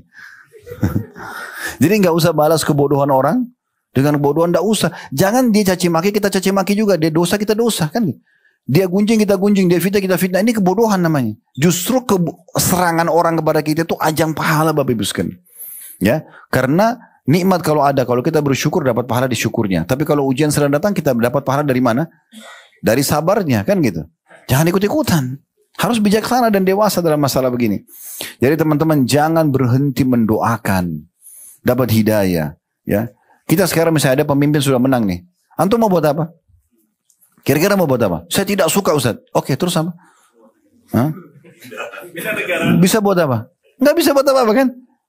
Untuk apa gitu ribut sendiri, jengkel sendiri di rumah? Kenapa dia menang? Untuk apa? Hah? Coba dapat apa? Nggak ada apa-apa kan? Untuk apa? Lebih baik kumpul sama istri, ngobrol sama suami, sama anak, makan saja. Menang, kalah, biarkan aja mereka. Ya kan? Kita doakan supaya dapat hidayah. Karena kita nggak ada kekuatan juga untuk ke situ kan gitu. Kecuali kita salah satu kandidat, kita bisain dan itu. Itu pun kandidatnya diminta supaya ya bisa paham masalahnya. Saya kemarin subhanallah, waktu mau pilpres diundang di salah satu podcast gitu. Cukup besar, tidak usah saya sebutkan, tapi diundang. Gimana Ustaz, ini mau pilpres gini-gini. Saya bilang sekarang lagi diuji cinta NKRI yang sebenarnya. Ya. Ini orang yang selalu bilang cinta, ini diuji sekarang. Benar nggak? Kalau yang benar, harusnya, ini idealnya, saya bicara idealnya. Kalau ada 2-3 kandidat, harusnya mereka sudah sampai pada level akan dipilih kan.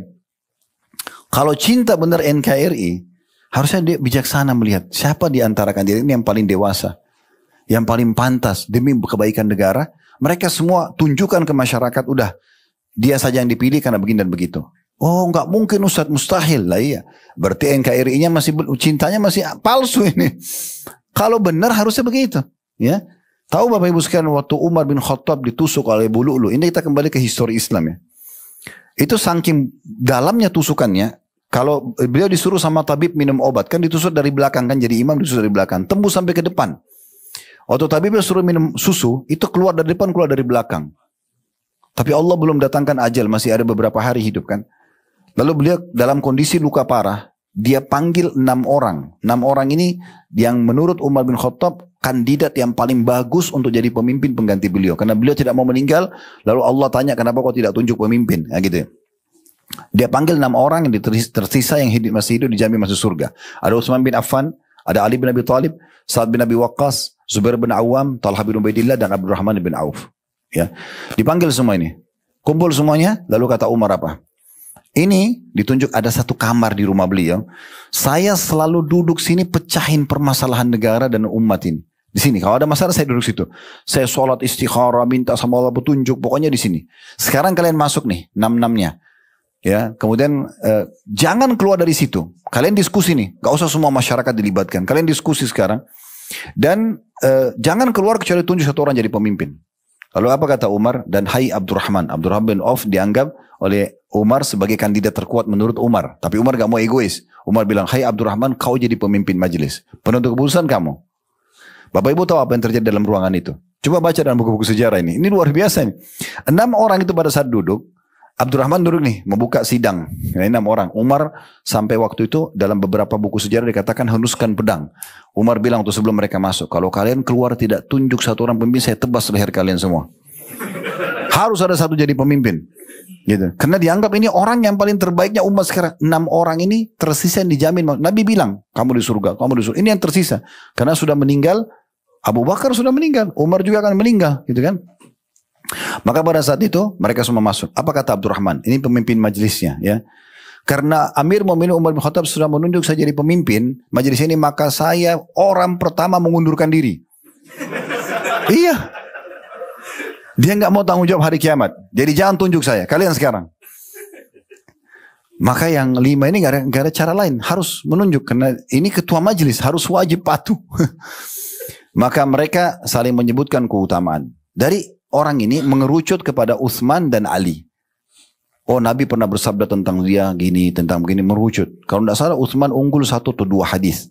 Ya, maka mereka bilang kepada Utsman, hai Utsman kau nggak ada pilihan, harus jadi khalifah sekarang. Maka dia tidak bisa nolak. Keluar dari ruangan Umar tanya dengan pegang pedang ini ya. Siapa pemimpinnya? Utsman bin Affan. Alhamdulillah, saya lepas tanggung jawab hari kiamat. Udah berapa hari kemudian beliau meninggal. Dan Utsman jadi pemimpin. Tidak ada keributan, tidak ada perjalanan semuanya. Kan gitu. Gitu, seperti itu cara-cara mereka ya. Maksudnya sangat ideal sekali sebenarnya. Di Indonesia itu tidak sedikit orang-orang pintar ya. Kalau seandainya orang-orang pintar ini profesor, doktor, orang yang pintar di bidangnya, di bidang politik dikumpulin dari semua kota gitu kan. Mereka kumpul, mereka coba pilih siapa yang kira-kira terbaik buat negara ini. Dan masing-masing memikirkan masalah maslahat negaranya. Bukan lagi masalah pribadinya. Bukan masalah nanti namanya diabadikan jadi presiden. Bukan, dia bagaimana. Itu sangat luar biasa. Sangat, ini idealnya gitu kan. Jadi nggak usah terlalu banyak nanti biaya yang dikeluarkan segala macam. Tapi memang sudah lahir figur-figur yang luar biasa. Ya. Baik, kemudian yang ketiga teman-teman sekalian. Jadi pertama bersyukur. Yang kedua menghormati dan memuliakan pemimpin serta mendoakan mereka. Yang ketiga, sekarang kita bicara tentang pemimpinnya. Sebaliknya, pemimpin itu yang sudah dipimpin. Kalau tadi kan kita bagaimana memuliakan mereka ya. Sekarang bagi pemimpin, wajib untuk menjalankan tugas dan kewajiban, amanah. Apalagi kalau yang muslim disumpah dengan sumpah Islam ya. Ini luar biasa ini. Ya, hati-hati sekali. Bapak Ibu sekalian, kalau kita punya musuh satu orang saja di hari kiamat, bisa habis semua pahala kita diborong sama dia. Kalau tiap hari kita gunjing dia, tiap hari kita benci dia, tiap hari kita fitnah dia, ini bisa habis semua pahala kita sama dia. Bagaimana kalau satu kota? Hah? Bagaimana kalau satu negara? Jadi itu nggak gampang jadi pemimpin itu, nggak gampang. Makanya orang-orang dulu tuh salafus saleh dulu mereka nolak. Ali bin Abi Thalib sampai pernah didatangkan waktu dia pindahkan ibu kota dari Madinah ke Kufa, dikasih istana mewah. Begitu mereka bilang, wahai Amir Mu'minin, ini istana buat anda. Kata Ali, apa ini istana apa? Dia bilang buat anda sebagai raja. Sambil dia melarikan diri, dia balik belakang lalu dia mengatakan, sungguh istana kesombongan dan akan menjauhkan dari Allah, ditinggalkan sama dia. Dia tinggal di rumahnya saja. Jadi nggak gampang gitu ya. Semua Allah akan tanya. Dari rupiah yang dikeluarkan, masuk, keputusan, kebijakan, ini nggak gampang. Sekali dia adil, luar biasa. Salah satu golongan pertama yang Allah naungi di hari kiamat, tidak ada naungan kecuali yang pertama, imam yang adil. Oh, dia adil. Dia juga keputusannya benar, akan dia panen pahala semuanya orang yang mengikuti keputusan tersebut. Contoh misalnya kayak Ramadan ya. Pemerintah iklankan besok puasa Ramadan. Itu pahalanya luar biasa karena semua umat Islam hampir 200 juta puasa semua kan gitu. Itu kan luar biasa pahalanya. Program haji, program zakat, ada basnas, ada ini, itu luar biasa pahalanya. Tapi kalau mereka melanggar, justru mereka mengkhianati segala macam. Bapak Ibu nggak usah khawatir. Ini semua kita sama presiden sama raja kita ini, semuanya ini adalah manusia biasa. Kebetulan satu punya jabatan, satu tidak. Ada raja yang sebenarnya. Siapa itu? Allah SWT. Allah ini maha hidup, maha melihat, maha mengetahui. Kan gitu. Jadi Allah itu maha adil. Siapa yang zalim akan dihukum, siapa yang terzalimi akan dimenangkan. Di dunia ataupun di akhirat. Maka nggak usah khawatir. Doakan kebaikan tadi. Dan kalau dia berkhianat, dia akan dihukum. Cepat atau lambat. Itu disebutkan dalam hadis Nabi SAW riwayat Bukhari. Ma min abdin istar'ahu Allahu ra'iyyah. Tidak ada seorang hamba yang Allah jadikan sebagai pemimpin di satu komunitas. Ya. Fala yahudha binushin illa haram Allah alihil jannah. Dan dia tidak betul-betul menjalankan dengan baik tugas itu, kecuali Allah akan haramkan baginya surga. Clear. Tempat abadi di akhirat tidak dapat. Hanya kena berkhianat saja. Dia tidak jalankan tugasnya, amal yang dibebankan, sudah selesai. Ini dunia dia dapat. Oke, mobil, rumah, istana, oke dapat. Tapi sebetulnya dia mati, neraka. Kan itu bahaya banget. Mau diapakan dunia semua ditinggalkan. Ya, sebanyak apapun harta yang Bapak Ibu kumpulkan, tidak ada yang dibawa ke liang lahat kan. Ya, jadi warisan semua. Jadi di dunia ini kepemilikannya sementara. Kalau Bapak Ibu punya surat mobil, motor, sertifikat tanah, rumah, sementara. Hanya sampai kita meninggal. Begitu kita meninggal jadi haknya ahli waris. Ahli waris juga jual kepada orang lain. Bapak Ibu tidak lihat banyak rumah-rumah yang mungkin kita beli, rumahnya orang dulu. Iya. Warisan. Mungkin yang bangun dulu sudah meninggal, sudah berapa generasi. Terjadi itu. Begitulah keadaan dunia. Jadi sebentar. Kehidupan abadi akhirat. Bayangkan ruginya orang kalau terharamkan dari surga. Langsung divonis oleh Nabi SAW. Siapa yang dijadikan pemimpin di satu komunitas, di masyarakat, di negara. Dia tidak menjalankan tugasnya dengan baik. Ya, dia tidak jalankan apa yang sudah dijanjikan. Maka akan diharamkan baginya surga. Clear, akhirat gak ada. Itu kerugian abadi. Artinya apa? Masuk neraka. Ini hadis Bukhari. Dalam riwayat lain, riwayat Bukhari juga. Ma min abdin yastar'ihi Allahu ra'iyya yamutu yawma yamutu huwa ghashun li ra'iyati illa haram Allah alihil jannah. Tidak ada seorang hamba pun yang Allah jadikan dia pemimpin di satu komunitas, kemudian dia meninggal dalam kondisi dia menipu mereka, menipu masyarakatnya, kecuali Allah akan haramkan baginya surga. Dalam riwayat At-Tabarani, kata Nabi SAW, asyaddun nasi adzaban yawmal qiyamah imamun jair. Orang yang paling berat siksanya pada hari kiamat adalah pemimpin yang berkhianat. Pemimpin yang jahat, dia tidak kasih haknya masyarakatnya, nah sudah selesai. Nah, itu akan diberikan siksaan dan yang paling berat siksanya pada hari kiamat nanti. Dan ini sudah kami bahas bagi masyarakat yang keluar dan memberontak dari pemerintah dosa besar, ya. kemudian mencaci maki dan segala macam. Bagi pemimpin yang berkhianat juga masuk dalam keadaan dosa besar. Ini pernah dijelaskan oleh Imam Az-Zahabi rahimahullah dalam kitab Al-Kabair beliau. Ya, jadi dua belah pihak yang kita sudah jelaskan. Sekarang poin yang keempatnya, bagaimana agar kita bersyukur, maksudnya mempertahankan kemerdekaan kita, persatuan negara kita, ya, dan persatuannya dan segala macam. Yang keempat adalah gotong royong dan kerjasama. Ini namanya ta'awun dalam agama kita.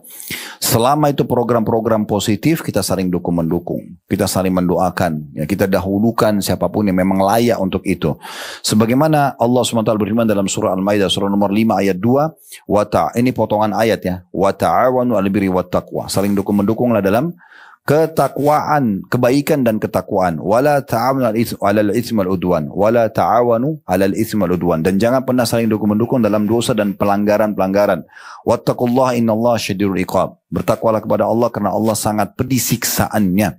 Allah sangat pedih siksaannya. Jadi semua program-program yang baik, positif, patuhi. Rambu-rambu lalu lintas, ya. Peraturan-peraturan akte lahir, ijazah, SIM, KTP, ikuti saja, ya. Ikuti semua peraturan tersebut karena itu program positif, ya. Jadi ada namanya hukum-hukum Allah, ada juga hukum-hukum yang diterapkan oleh manusia. Selama hukum diterapkan manusia tidak bertolak belakang dengan hukum Allah, maka kita wajib patuh, ya. Kenapa Bapak Ibu harus melanggar lampu merah? Peraturan pemerintah demi maslahat umum. Sebagai bentuk cinta kepada negara kita, bagi sebuah orang muslim yang baik dan memang orang muslim yang mau menerapkan Islam dalam hidupnya, maka dia tidak melanggar. Tunggu aja berapa detik sih, kan gitu. Itu termasuk bagian daripada bersyukur kepada Allah SWT dan menjaga kemerdekaan. Itu penting sekali. Itu contohnya ya. Dan semua yang bisa mengganggu maslahat umum, mengganggu program pemerintah, jangan, ya. Tidak usah kita ikut-ikutan. Dan ingatlah masing-masing yang bertanggung jawab dengan tugasnya. Kemudian yang terakhir yang masalah di poin ini ya, masalah kelima kita amar ma'ruf nahi mungkar. Ini juga termasuk bagian yang harus diperhatikan dalam bersyukur dan mempertahankan kemerdekaan kita tentunya ya. Sebagaimana kita tahu ini pondasi dasar dalam agama Islam, artinya menyuruh kepada hal-hal yang baik, mendukung program-program positif ya, dan mengingatkan dari pelanggaran-pelanggaran. Allah mengatakan dalam surah Al-Imran surah nomor 3 104, "Wal takum minkum ummatun yad'una ila al-khairi wa ya'muruna bil ma'ruf wa yanhauna 'anil munkari wa ulaika humul muflihun." Haruslah ada kelompok di antara kalian wahai umat Islam, ya, mereka memanggil pada kebaikan-kebaikan. Mereka menyeru pada yang ma'ruf dan melarang dari yang mungkar, dan mereka itu adalah orang-orang yang beruntung. Juga merupakan ciri kita umat Islam dalam surah Al-Imran juga surah nomor 3 ayat 110. Kalau tadi ayat 104. Kuntum khaira ummatin ukhrijat linnasi ta'muruna bil ma'ruf wa tanhauna 'anil munkari wa tu'minuna billah. Kalian adalah sebaik-baik umat yang dikeluarkan di tengah-tengah manusia karena kalian menyuruh pada kebaikan. Ma'ruf itu semua yang baik-baik, ya. Kejujuran, tanggung jawab, amanah, kita bersuara dengan cara yang baik, kita sampaikan, kita ingatkan ya, dan tidak didiamkan. Wa tanhauna 'anil munkar, dan kalian melarang kemungkaran. Wa tu'minuna billah, dan kalian beriman kepada Allah Subhanahu wa taala. Nah, di poin ini mungkin ada perlu kita garis bawahi. Kalau Bapak Ibu ingin memberikan nasihat kepada seseorang, maka Nabi SAW mengatakan rahimallahu amrin khataban nas al hasbu uqulihim. Semoga Allah merahmati seorang hamba yang mengajak bicara orang lain sesuai dengan level akalnya, ya. Jadi teman-teman, tidak bisa kita bicara sama teman kita samakan berbicara sama pemimpin perusahaan kita. Atau misalnya kita bicara dengan pemimpin masyarakat, bupati kah, wali kota kah, gubernur, atau apalagi sudah sampai pada level presiden dan menteri. Tidak bisa. Jadi memang biasanya ada protokol kan itu kepada yang terhormat, apalah panggilannya. Itu biasa, itu memang biasa dalam Islam. Bahkan kita tahu Nabi SAW dipanggil Rasulullah, Nabiullah, ya. Abu Bakar, Umar, Utsman dan Ali ridwanullah alaihim dipanggil Amir Mukminin waktu jadi raja, pemimpin orang-orang beriman, dipanggil begitu, ya. Amir Mukminin Umar bin Khattab, Amir Mukminin Abu Bakar, Amir Mukminin Ali, Utsman, semua itu ridwanullah disebutkan begitu. Begitu juga pada saat kerajaan Islam Umayyah, Abbasiyah, itu semua menggunakan panggilan-panggilan yang baik kepada para pemimpin. Ya, dan itu memang harus kita fahami teman-teman sekalian. Tidak bisa kita mau menasihatin pemimpin dan kita tiba-tiba sok jagoan mencaci maki dan menyalahkan di media, itu tidak benar. Apa kata Nabi SAW dalam hadis yang sahih? Kalau kalian melihat sesuatu yang buruk, yang salah dari pemimpin kalian, ya, maka janganlah kalian menasihatinya secara terang-terangan. Itu larangan Nabi. Ya, tetapi Kalau dia bisa, dia bertemu dengannya. Kemudian dia memegang tangannya dan berbicara berdua dengannya. Kalau diterima, alhamdulillah. Itu yang diinginkan. Kalau tidak diterima, maka dia sudah lepas tanggung jawabnya. Tapi kalau kita bersuara, teriak pun tidak akan didengar, tidak akan dilihat, maka apa gunanya? Bila kita berkeluh kesah kepada Allah subhanahu wa ta'ala. Dalam riwayat lain begini. Kata Nabi SAW juga, kalau kalian ya tidak diberikan, kalau kalian diberikan oleh pemimpin kalian, hak kalian bersyukurlah. Kalau ada yang kalian tidak diberikan, mintalah kepada Allah. Mintalah kepada Allah, gitu kan? Karena sungguhnya masalah atau waktu mereka sangat terbatas. Semua akan diminta pertanggungjawaban di hari kiamat nanti. Nah ini di poin yang kelimanya Bapak Ibu sekalian tentang indahnya menjadi seorang muslim. Karena bertepatan dengan masalah kemerdekaan, kita menyampaikan juga masalah poin ini ya, pentingnya atau dalam Islam kita diperintahkan untuk justru menjaga kemerdekaan, kemudian persatuan kesatuan kita dan negeri kita mencintainya bagian daripada agama kita. Baik, kita masuk ke poin ke-6 teman-teman sekalian. Sebagai keindahan menjadi seorang muslim dan keutamanya adalah terjaminnya jiwa setiap muslim. Dari dalam Islam kita tidak boleh sembarangan mentonjok orang, tumpahin darahnya, mengambil hartanya, itu tidak boleh dalam Islam. Ya, berarti kalau orang menjadi muslim yang baik pasti akan aman semua lingkungannya dalam agama.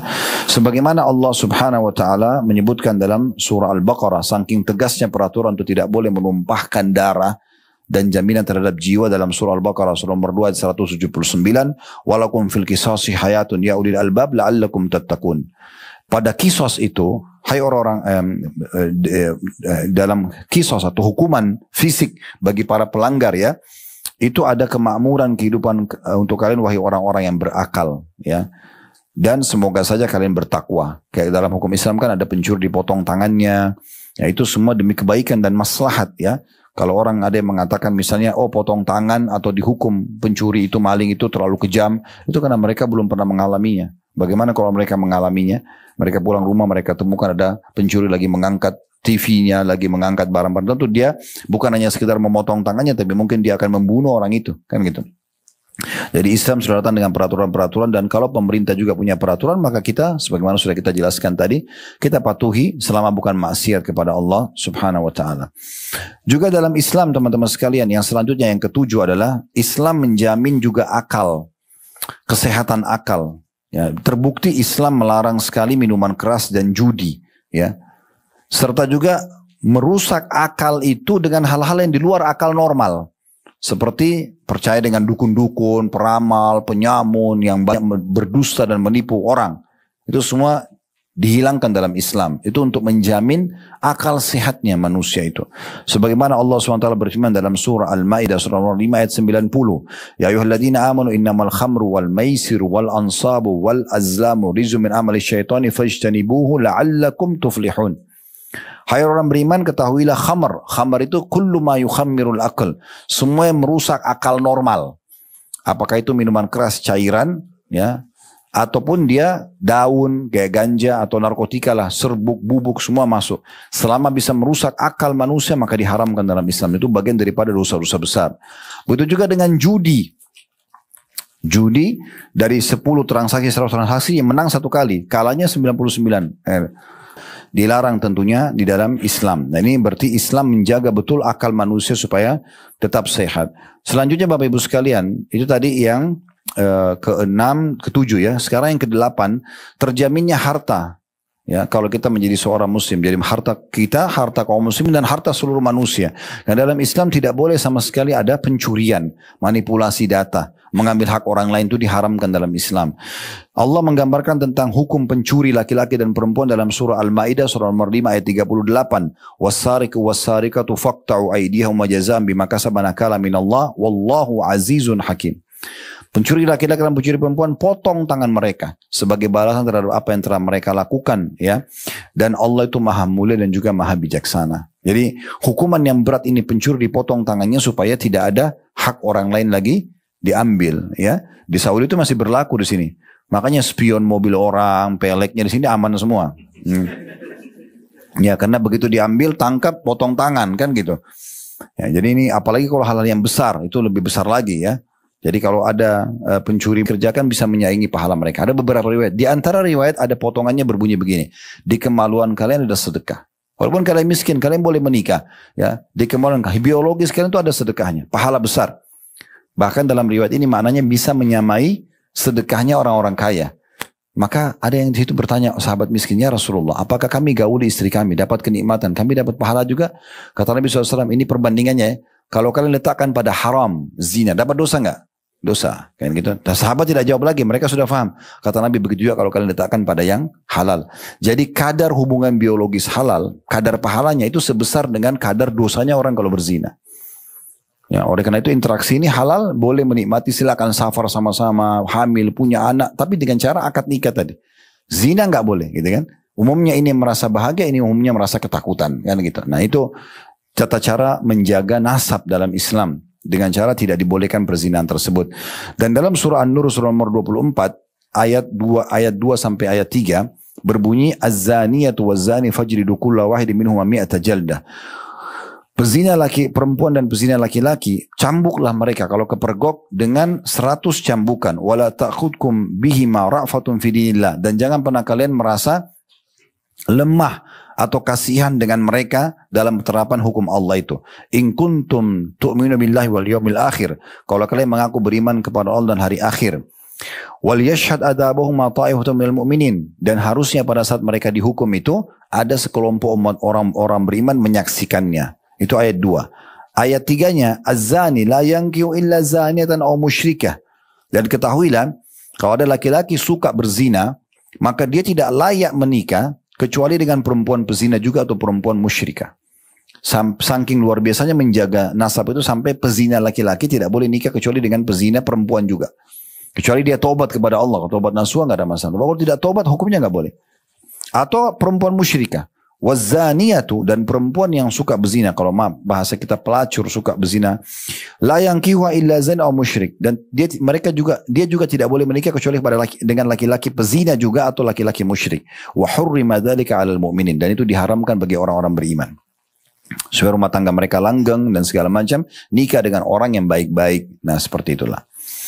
Selanjutnya, yang ke-10 Bapak Ibu sekalian, terjaminnya nama baik dan kehormatan. Ya, dalam Islam kita disuruh menjaga nama baik. Jadi Bapak Ibu tidak boleh merusak nama baik Bapak Ibu sekalian. Tidak boleh kita buka celah di mana orang bisa mudah mencelah kita atau mendapatkan kesalahan kita. Tidak boleh. Bapak Ibu sudah tahu nih, kalau pakai baju itu misalnya orang akan celah, jangan dipakai. Nggak boleh. Ya, nggak boleh. Bapak Ibu sudah tahu, Bapak Ibu kalau lakukan satu kegiatan ini orang akan nilai nanti tidak baik. Nggak boleh dilakukan dari awal gitu. Nggak boleh kita sengaja menjerumuskan perbuatan kita itu atau keputusan kita kepada hal yang bisa menjatuhkan nama baik kita. Itu tidak dibolehkan, ya. Begitu juga dengan orang lain, nama orang lain. Maka Islam datang menjamin ini. Ini di poin ke-11-nya, ya. Di mana Allah Subhanahu wa taala berfirman dalam surah An-Nur surah nomor 24 tadi ayat 4-nya, walladzina yarmunal muhsanati tsumma lam ya'tu bi arba'ati syuhada fajliduhum 80 jaldatan wa la takbaru lahum syahadatan abada. Siapapun kata Allah yang coba-coba menuduh orang lain berzina, wanita baik-baik dianggap berzina, dan mereka tidak mendatangkan 4 orang saksi, maka cambuklah mereka dengan 80 derah. Dan jangan pernah kalian menerima kesaksian mereka selama-lamanya. Wa ulaika humul fasikun, mereka adalah orang-orang yang fasik. Ayat ini teman-teman turun juga ada dalam surah An-Nur, ya. Saya bacakan dulu ayatnya. Masih surah yang sama 24 tapi ayat 23 sama 24. Innal ladzina yarmunal muhsanatil ghafilatil mu'minat lu'inu fid dunya wal akhirah. Sesungguhnya orang-orang yang menuduh wanita yang baik-baik, yang terhormat, yang lalai, dia tidak ikuti perkembangan tapi dituduh mereka telah berzina. Maka orang-orang yang menuduh ini akan dilaknat di dunia dan di akhirat. Walahum adzabun azim, dan mereka punya siksa yang pedih. Yauma yashhadu alaihim alsinatuhum wa aydihim warjun bima kanu ya'malun. Pada hari kiamat nanti sesungguhnya lisan-lisan mereka, tangan-tangan mereka dan kaki mereka akan menjadi saksi terhadap apa yang mereka kerjakan itu. Ya, di sini tidak boleh kita menuduh sembarangan orang berzina, ya. Ini menjaga, ya, nama baik Bapak Ibu sekalian, sehingga tidak boleh kita sembarangan menuduh orang, menyalahkan orang, gitu ya. Bahkan sangat bijaksana kalau sebelum kita menilai orang itu buruk atau baik, kalaupun ada hubungannya sama kita, ini perlu digarisbawahi, harus ada hubungannya sama kita, baru kita cross check. Cross check nggak butuh kalau tidak ada hubungannya sama kita, ya. Jadi harus difahami istilah dalam agama kita tabayun. Tabayun itu teman-teman, cross check itu hanya kalau ada hubungannya sama kita. Misalnya harta kita diambil, nama kita, mungkin baru kita cross check. Kalau kita tidak ada hubungannya, tidak usah kita cross check. Untuk apa? Ada sebagian orang kadang-kadang kita datang kepada seseorang lain, dia tidak kenal. Saya mau tabayun nih. Saya mau cross check. Katanya antum begini dan begitu. Apa hubungannya sama dia? Ya kan gitu. Untuk apa dia cross check? Tidak ada hubungannya sama dia. Kalau ada hubungannya baru cross check. Nah ini harus ada batasannya, gitu kan? Teman-teman sekalian, kata Nabi SAW ini penting. Min husni islamil mar' tarkuhu ma la ya'ni. Dalam hadis sahih. Ya, termasuk kesempurnaan Islam seseorang, mereka meninggalkan apa yang tidak ada hubungannya sama dia. Itu sempurna Islam seseorang. Bukan urusan antum, jangan dicampuri. Ya, jadi kalau makin sering antum tidak dengar permasalahan orang, makin bagus. Karena kalau kita dengar permasalahan orang, kalau dia benar kita dukung, kalau dia salah kita harus ingatkan kan. Begitu saja. Ya. Bahkan saya sering bahasakan kalau dalam pelatihan rumah tangga ya. Ini Bapak Ibu perlu diperhatikan. Bukan berarti kita harus tertutup suami istri, tidak. Tapi kalau misalnya sebagai suami atau sebagai istri, ada hal yang kita tidak tahu tentang pasangan kita, dan memang dia juga tidak pernah cerita, gak usah cerita. Gak usah cerita. Ada orang sengaja iseng gitu. Sudah 5 tahun, 10 tahun menikah, saya mau tanya. Dulu sebelum nikah kau pernah berzina gak? Kenapa tanya sekarang? Orang sudah jadi suami, jadi istri. Bersumpah, kalau enggak saya akan ceraikan kamu, atau kita akan cerai, aku begini. Kalau dia bilang, iya memang saya pernah berzina 100 kali. Gimana? Kan jadi masalah. Untuk apa? Sekarang ini istri saya, ini suami saya. Selesai, clear. Kan gitu. Harusnya begitu. Idealnya gitu ya.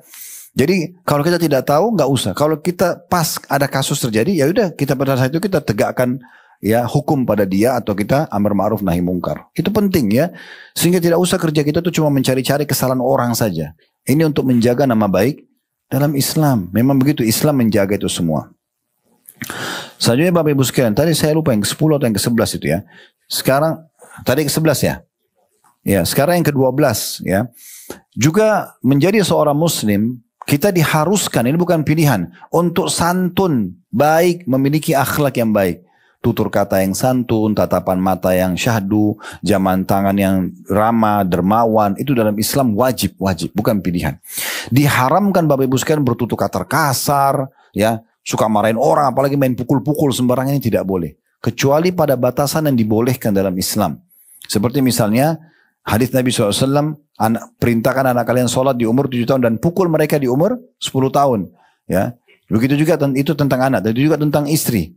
Ya, Allah SWT mengatakan dalam Al-Quran, wallati takhafuna nusyudahun.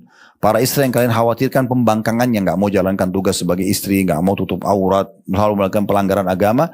Faiduhum, ingatkan mereka baik-baik. Nggak boleh loh, ini haram dalam agama. Kalau tolak, ya dikatakan wahjuruhun, boikot mereka diranjang, jangan digauli. Kalau tetap nolak, wadribuhun, pukul mereka. Tapi pukulan di sini buat anak sama istri, ulama menjelaskan darbatun ghairu mubarrah, pukulan yang tidak boleh berbekas.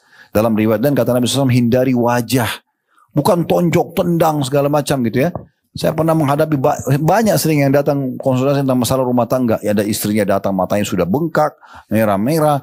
Ya, ada yang suaminya datang marah-marah, berantem, habis jambak-jambakan suami istri. Ini menikah untuk berantem atau apa ini? Gitu. Kalau untuk berantem sekarang buat ring di rumah, ya. Orang menikah itu untuk saling kasih sayang, memaafkan, mendidik, melindungi, kan begitu. Bukan kita saling mencari kesalahan ini, ya. Termasuk kalian kita ingatkan, jangan suka mata-matai orang. Tidak usah ambil tugasnya malaikat. Hah? Ada malaikat bodyguard di kiri kanan, tidak kita bayar, 24 jam catat semua. Apa kata Allah dalam Al-Quran? Ma yalfidu min qaulin illa ladaihi raqibun atid. Tidak ada satu kata terucapkan, satu pandangan mata, satu jaman tangan kecuali dicatat oleh malaikat. Untuk apa kita sibuk-sibuk ini? Sibuk periksa handphonenya pasangan, dia hubungi siapa? Ada Tuhan yang awasi, ada malaikat. Untuk apa kita? Kecuali kita dapat, baru kita luruskan. Kalau sengaja pasang ini, lihat CCTV, pasang apalagi ya di mobil, GPS apa? Untuk apa ini? Habis umur untuk itu. Ya, bayangkan Bapak Ibu sekarang kacaunya kehidupan kita kalau dari pagi sampai malam kita sibuk begitu ngawasin orang. Itu luar biasa gitu kan? Maka Islam datang mengajarkan kalau kedapatan mungkar depan mata, kelihatan nih ya, kita luruskan. Ma'ruf kita dukung. Yang kita tidak tahu nggak usah dikorek-korek. Sudah selesai. Sampai ajal datang. Tugas kita sebagai suami bapak-bapak sini sampai mati saja. Habis mati bukan tanggung jawab kita lagi. Ibu-ibu juga itu, tugas jadi istri sampai mati, ajal datang, selesai. Ya, anak-anak juga begitu, sampai orang tuanya meninggal. Orang tua sampai anak-anaknya juga meninggal. Begitulah, tugas kita ada batasnya sampai ajal. Udah jalankan sampai ajal datang. Untuk apa kita melahirkan? Ada orang subhanallah kayak memang hidupnya manajemen konflik. Ya, iya. Saya dulu waktu S2 sempat dapat makalah.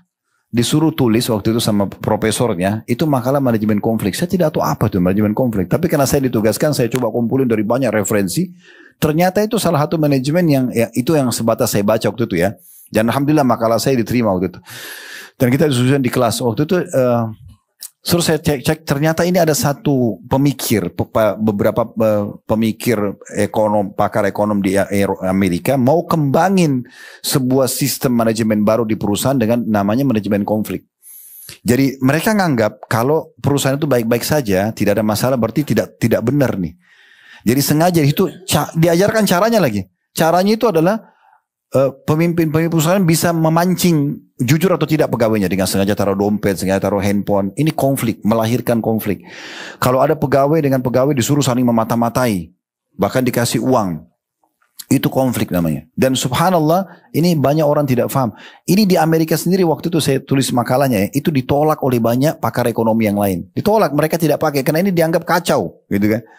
Tapi banyak orang terapkan dalam rumahnya manajemen konflik. Pokoknya kalau tenang-tenang saja suaminya, kayaknya ada apa-apa ini. Kenapa kok dia tenang-tenang aja? Wah, ada dirahasiakan syaitan. Atau suaminya gitu, istri saya kok santai-santai aja kayak nggak ada masalah. Ini ada apa-apa nih? Dicari tahu kesalahannya. Untuk apa? Kan subhanallah ada orang begitu. Untuk apa? Ya habis umur yang tidak ada manfaatnya. Nah ini contohnya. Ini kalau kita mau bicara panjang lebar ya. Jadi nanti kalau Bapak Ibu mau lebih jauh tentang masalah rumah tangga, kita sudah buat ada daurah ya. Daurah manajemen rumah tangga. Ada daurah 3 hari. Jumat, Sabtu, Ahad kita nginap di hotel biasanya. Kemarin sebelum haji kita sempat buat manajemen rumah tangga Islami 1.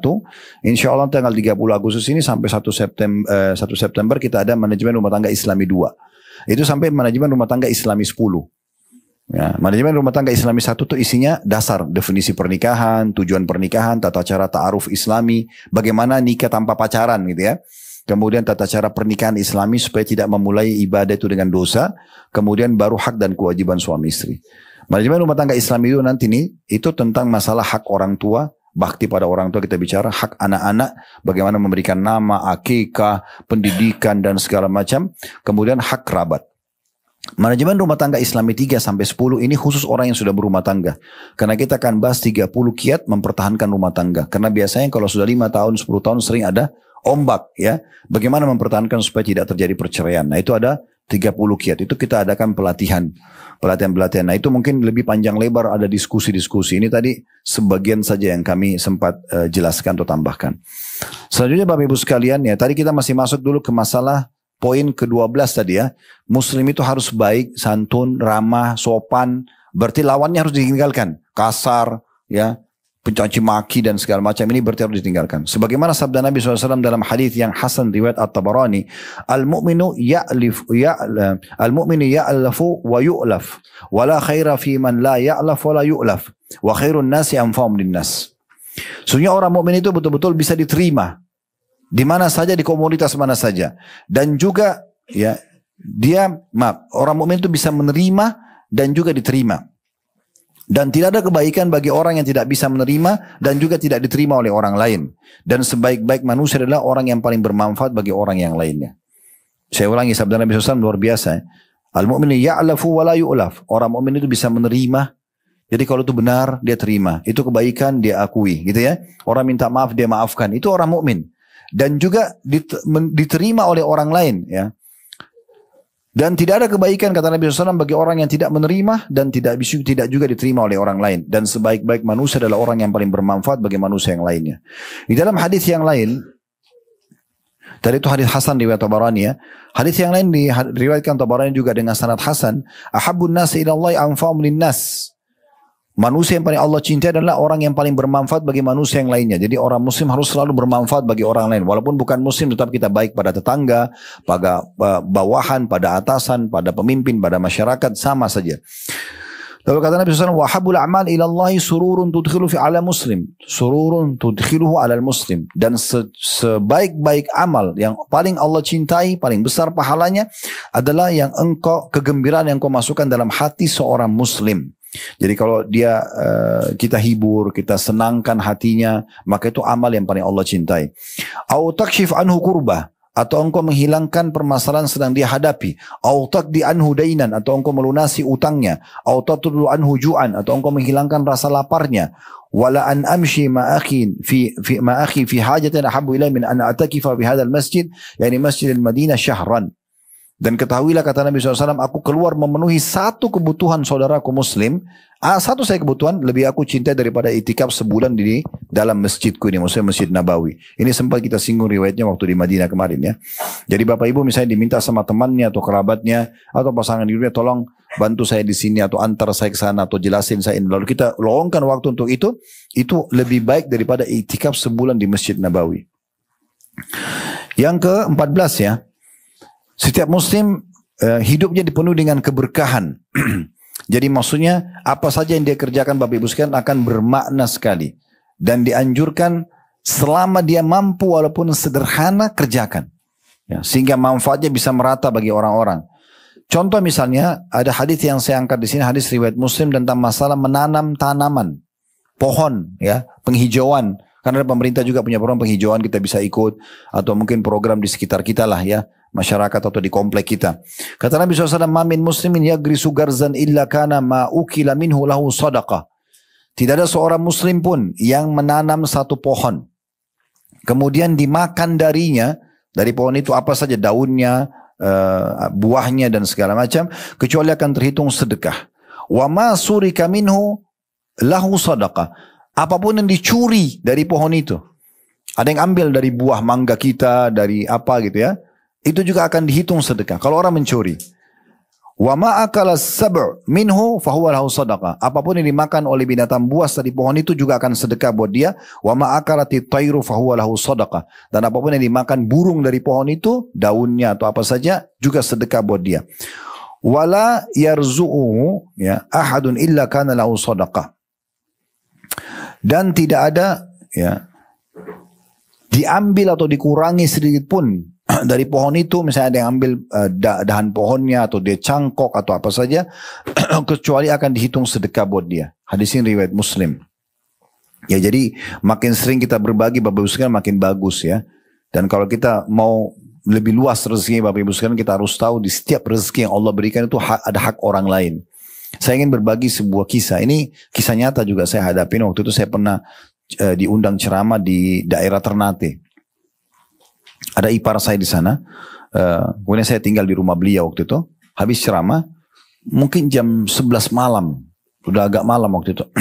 Tiba-tiba waktu lagi duduk, karena rumahnya masih pakai seng, ada seperti suara batu keras. Gitu, ribut sekali. Terus saya kaget. Dia tersenyum. Langsung dia bilang, itu mangga jatuh. Jadi ada pohon mangga di belakang, buahnya kena berat, jatuh di seng, itu beribut ini. Oh, saya bilang Masya Allah. Terus besok paginya, saya kena penasaran pengen lihat pohon mangga itu. Saya ke belakang, izin ke belakang rumahnya. Rumahnya sederhana Masya Allah. Tapi di belakang itu ada satu pohon mangga.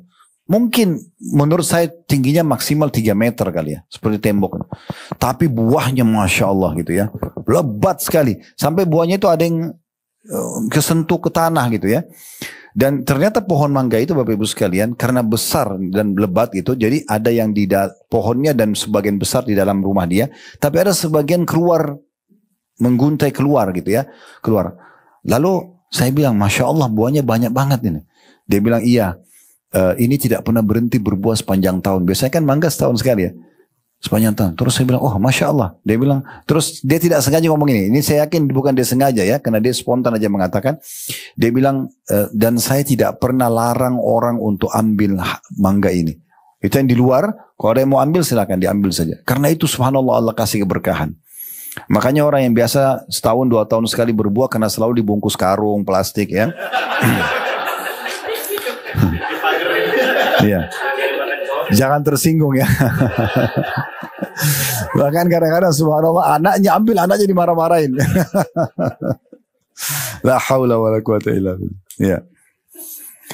Baik, selanjutnya Nabi SAW pernah masuk menemui seorang sahabat namanya Ummu Ma'bad radhiyallahu anha, dan beliau berkata, ya Ummu Ma'bad, man garaza hadzan nahl, amuslimun am kafir? Kebetulan di depan rumahnya Ummu Ma'bad, depan kemahnya ada pohon kurma. Pohon kurma itu berbuah. Lalu Nabi SAW tanya, wahai Ummu Ma'bad, siapa yang tanam pohon kurma ini? Muslim atau orang kafir? Kata Ummu Ma'bad, faqalat, bal muslim, seorang muslim. Faqala Nabi SAW, maka Nabi SAW mengatakan,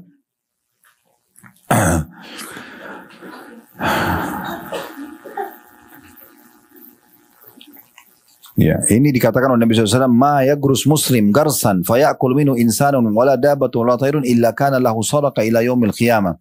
Ketahuilah bahwasanya tidak ada seorang muslim yang menanam tanaman seperti ini, kemudian ada manusia makan darinya, atau hewan-hewan atau burung, kecuali akan menjadi sedekah yang dia dapat pahalanya pada hari kiamat nanti.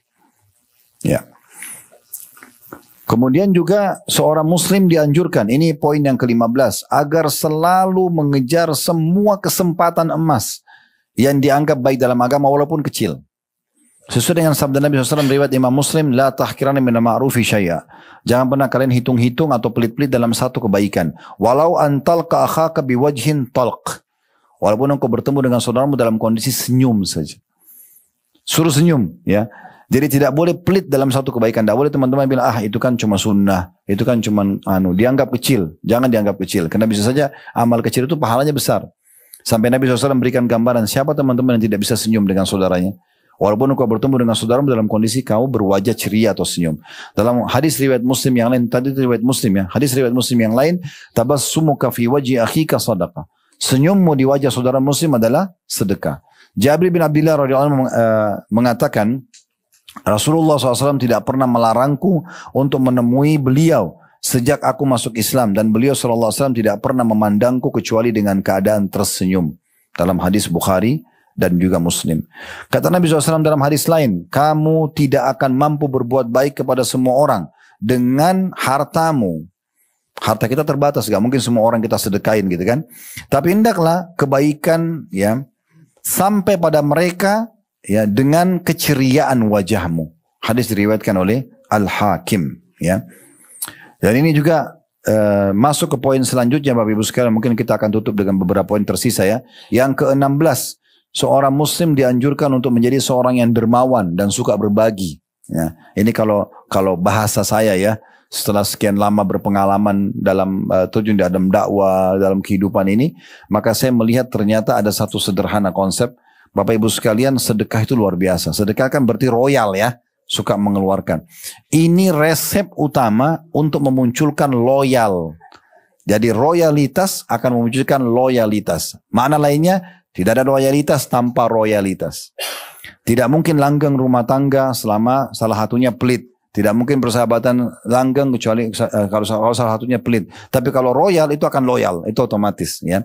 Maka itu hikmah yang sangat besar dari bab sedekah itu. Tidak ada orang subhanallah yang kita kasih sedekah, kita suka kasih kecuali menyukai kita. Itu sudah umum. Dan tidak ada orang yang pelit kecuali pasti akan tidak disukai, kan gitu.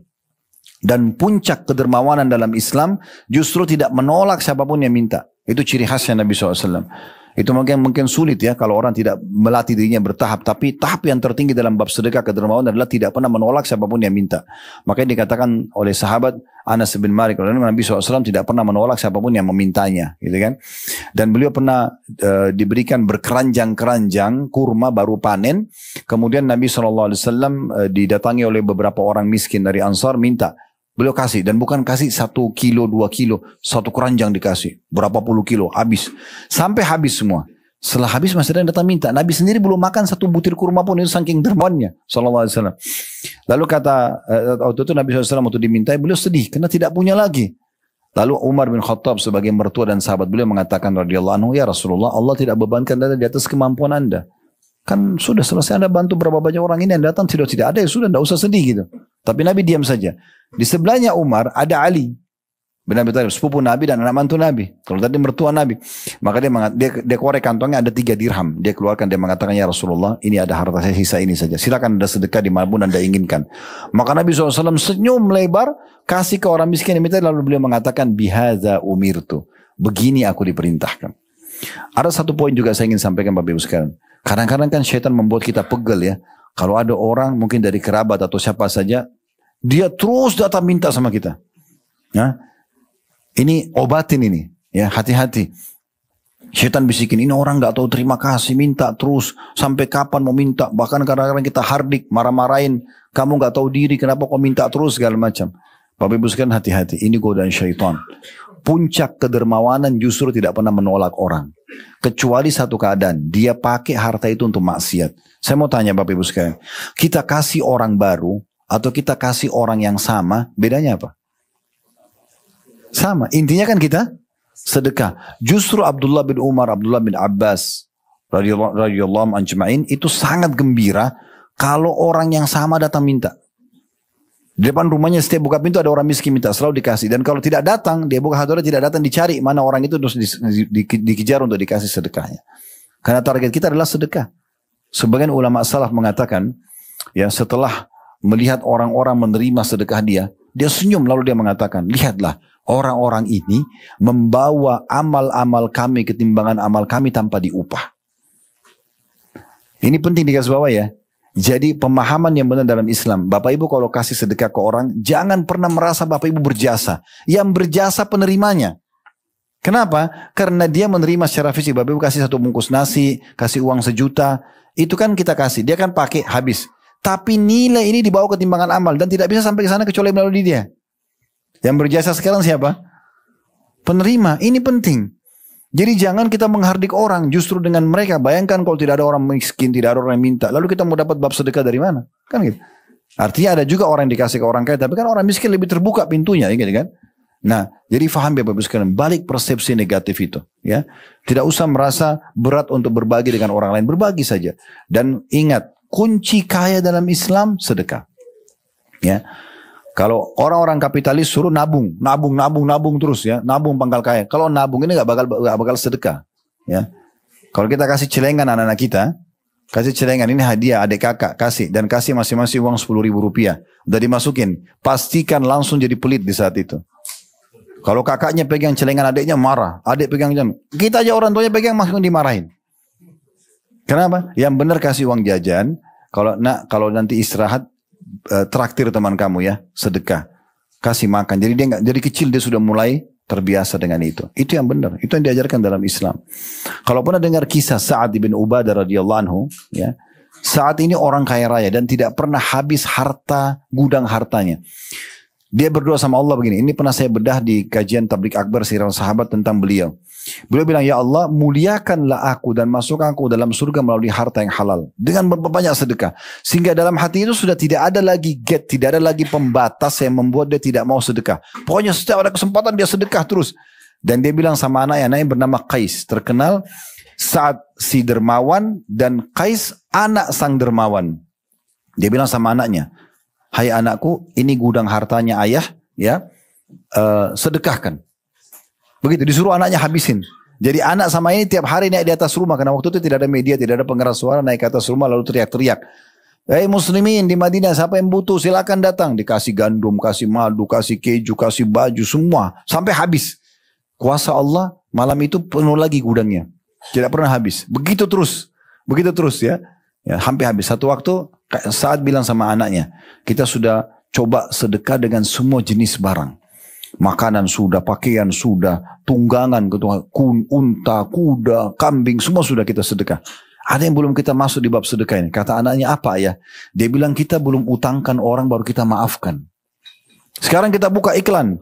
Siapa yang mau utang? Datang semua orang utang. Ini benar. Coba baca kisah Sa'ad bin Ubadah. Ini luar biasa ini. Ini orang sangat dermawan dan terkenal. Sahabat Nabi suka dengan sedekah.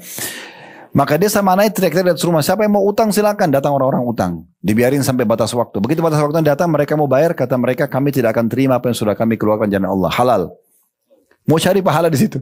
Karena Nabi SAW bilang apa? Siapa yang mengutangkan orang lain, dia akan dapat pahala senilai dengan yang dia pinjamkan sampai di atas batas temponya. Misalnya Bapak Ibu kasih pinjam orang uang 50 juta.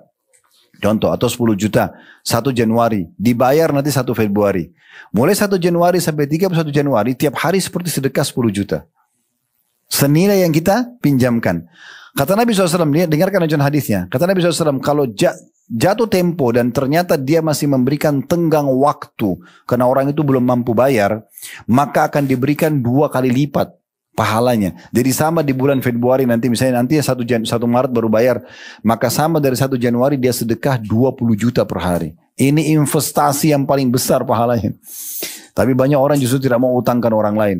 Pikiran negatif, ini orang tidak akan bayar. Nah, gimana caranya? Belum pinjamin sudah bersangka buruk, gitu kan? Ya, ini penting untuk digarisbawahi ya. Dan ini kalau mau baca teman-teman tinggal ketik di Google tentang keutamaan mengutangin orang, itu banyak sekali artikel. Mau dengar audio, mau lihat visual di media banyak sekali. Dan sudah kami sampaikan panjang lebar di bab-bab khusus tentang masalah itu ya. Tapi yang jelas dalam Islam kita dianjurkan untuk ya bersedekah. Makanan juga begitu disebutkan dalam hadis Muslim. Kata Nabi SAW, "Idza tabakhta maraka," kalau kau masak makanan di rumahmu, fa'akthiru ma'aha, perbanyak itu ya. Wa ta'ahad jiranak, dan selalu perhatikan tetangga-tetanggamu. Jadi kita disuruh untuk seperti itu. Ya. Baik, kita tutup Bapak Ibu sekalian dengan 2 poin ya. Insya Allah penutupannya di sini. Poin yang ke-16 dan ke-17 seingat saya. Mudah-mudahan saya tidak salah di poin ini. Maksudnya urutannya. Bukan salah penyampaian insya Allah sudah benar ya. Kalau yang ke-16 ini adalah semua ujian yang datang bagi seorang muslim di dirinya, di keluarganya, di hartanya, itu adalah pembersihan dosanya. Ini indahnya menjadi seorang muslim. Jadi kalau tadi semua kebaikan dilakukan ada pahalanya, kalau datang ujian itu juga sebagai pembersihan dosanya. Dalam hadis Bukhari kata Nabi SAW, tidaklah menimpa seorang muslim suatu keletihan. Kita letih habis aktivitas, penyakit, kecemasan, kesulitan, kesedihan, bahkan hingga duri yang menusuk tubuhnya, melainkan semua itu Allah akan menghapuskan segala kesalahannya. Semua akan jadi pembersihan dosa. Ya, keseleo, letih, capek, gangguan orang, kita sabar, kita tinggal cari solusi. Sabar itu adalah menerima keputusan Allah, lalu kemudian ikhtiar cari jalan keluar. Maka di situ kita akan mendapatkan jadi pembersihan dosa. Dalam riwayat Muslim, tadi itu riwayat Bukhari, riwayat Imam Muslim kata Nabi SAW, tidaklah menimpa seorang Muslim suatu penyakit, keletihan, kepedihan, kesedihan, hingga kecemasan yang dirasakannya, melainkan dengan itu semua Allah akan menghapuskan dosa-dosanya. Dalam riwayat Bukhari yang lain, kata Nabi SAW, tidaklah menimpa seorang muslim suatu bencana berupa penyakit atau hal lainnya, melainkan dengannya Allah akan menggugurkan dosa-dosanya sebagaimana pohon menggugurkan daun-daunnya. Dan yang terakhir di poin ini adalah hadis riwayat Al-Hakim, kata Nabi SAW, sungguhnya Allah Ta'ala akan menguji hambanya dengan penyakit, hingga penyakit itu akan menjadi penghapus seluruh dosa-dosanya. Jadi indahnya menjadi muslim, apapun ujiannya. Misalnya ada caci maki, ada orang caci maki kita, berusaha menyerang kita, teman-teman sekalian, yakinlah inilah cara Allah membersihkan dosa-dosa kita. Jangan dibalas ya. Jangan buruk dibalas buruk, jangan. Itu berarti dia dosa, kita dosa. Dia dihukum, kita dihukum. Itu kebodohan namanya. Jangan. Justru harus menjadi orang yang bijaksana dan cerdas. Orang buat buruk jangan ikut-ikutan. Ya, jangan ikut-ikutan. Tidak usah balas. Allah Maha Kuasa. Ya, makin kita nikmati proses itu, ya, maka makin besar karunia Allah SWT datang kepada kita. Yang terakhir teman-teman sekalian, mungkin yang ke-17 ya, bahwasanya semua dosa seorang muslim dia diberikan sebuah tiket VIP untuk bisa membersihkannya, itulah taubat. Subhanallah, sebanyak apapun dosa yang Bapak Ibu pernah lakukan, asal Bapak Ibu mau kembali kepada Allah, Allah akan maafkan kesalahan-kesalahannya. Bagaimana Allah Subhanahu wa taala ya menyebutkan dalam sebuah hadis Bukhari Muslim ya, hadis Qudsi. Nabi SAW mengatakan, Nabi SAW mengatakan begini, "Idza aznaba 'abdu dzamban," kalau seorang hamba berbuat dosa, faqala Allahumma ighfirli, ya Allah maafkanlah aku. Fayaqulullah azza wajal, maka Allah azza wajal berfirman, "Aznaba 'abdi dzamban fa'alima anna law rabban ya'khudhu bidzambi wa yakfiru dzamb 'abdi." Hambaku ini berbuat dosa dan dia tahu ada Tuhan yang akan menghukum dosa itu dan memaafkan dosa itu. "I'malu ma syi'ta faqad ghafartu lak." Maka sekarang saya terima tobatmu, boleh kau berbuat apa saja. Ini satu hal yang luar biasa. Bayangkan Bapak Ibu sekalian kalau Allah tidak buka pintu taubat buat kita. Buat salah tapi nggak harus dihukum. Nggak boleh, nggak dibersihkan. Ini susah. Tapi Allah SWT berikan kita sebuah tiket VIP yang luar biasa. Renungi ini ya. Iblis berkata begini dalam sebuah riwayat, "Wahai Rabbku." Iblis juga mengatakan Allah sebagai Tuhan. "Demi keperkasaanmu, aku akan menipu anak Adam selama ruh-ruh mereka masih ada dalam badan mereka." terus aku sesatkan mereka supaya mereka tuh dalam dosa. Maka Allah SWT berfirman, wa izzati wa jalai la akfiranna lahum ma damu yastaghfiruni. Demi keperkasaanku dan keagunganku, aku akan terus mengampuni mereka selama mereka memohon ampun kepadaku. Terakhir saya tutup dengan ini, tolong Bapak Ibu sekalian diamalkan ini ya. Ini hadis agung sekali. Kata Nabi SAW dalam hadis riwayat Tirmidzi, man qala hina awa ila firashi. Siapa yang berkata, mengucapkan pada saat dia menuju keranjangnya mau tidur di malam hari. Dia baca ini 3 kali. Astaghfirullahalazim alladzi la ilaha illa huwal hayyul qayyum wa atubu ilaih. Aku memohon ampun kepada Allah yang tidak ada Tuhan yang berhak disembah kecuali Dia, yang Dia Maha hidup dan terus menerus mengurus makhluk, yang aku bertobat kepadanya 3 kali. Ghafarallahu lahu dzunubah. Allah akan maafkan dosa-dosanya. Wa in kana mathalu zabadil bahr, walaupun sebanyak buih di lautan. Wa in kana adad waraq syajara, walaupun sebanyak lembaran daun pohon.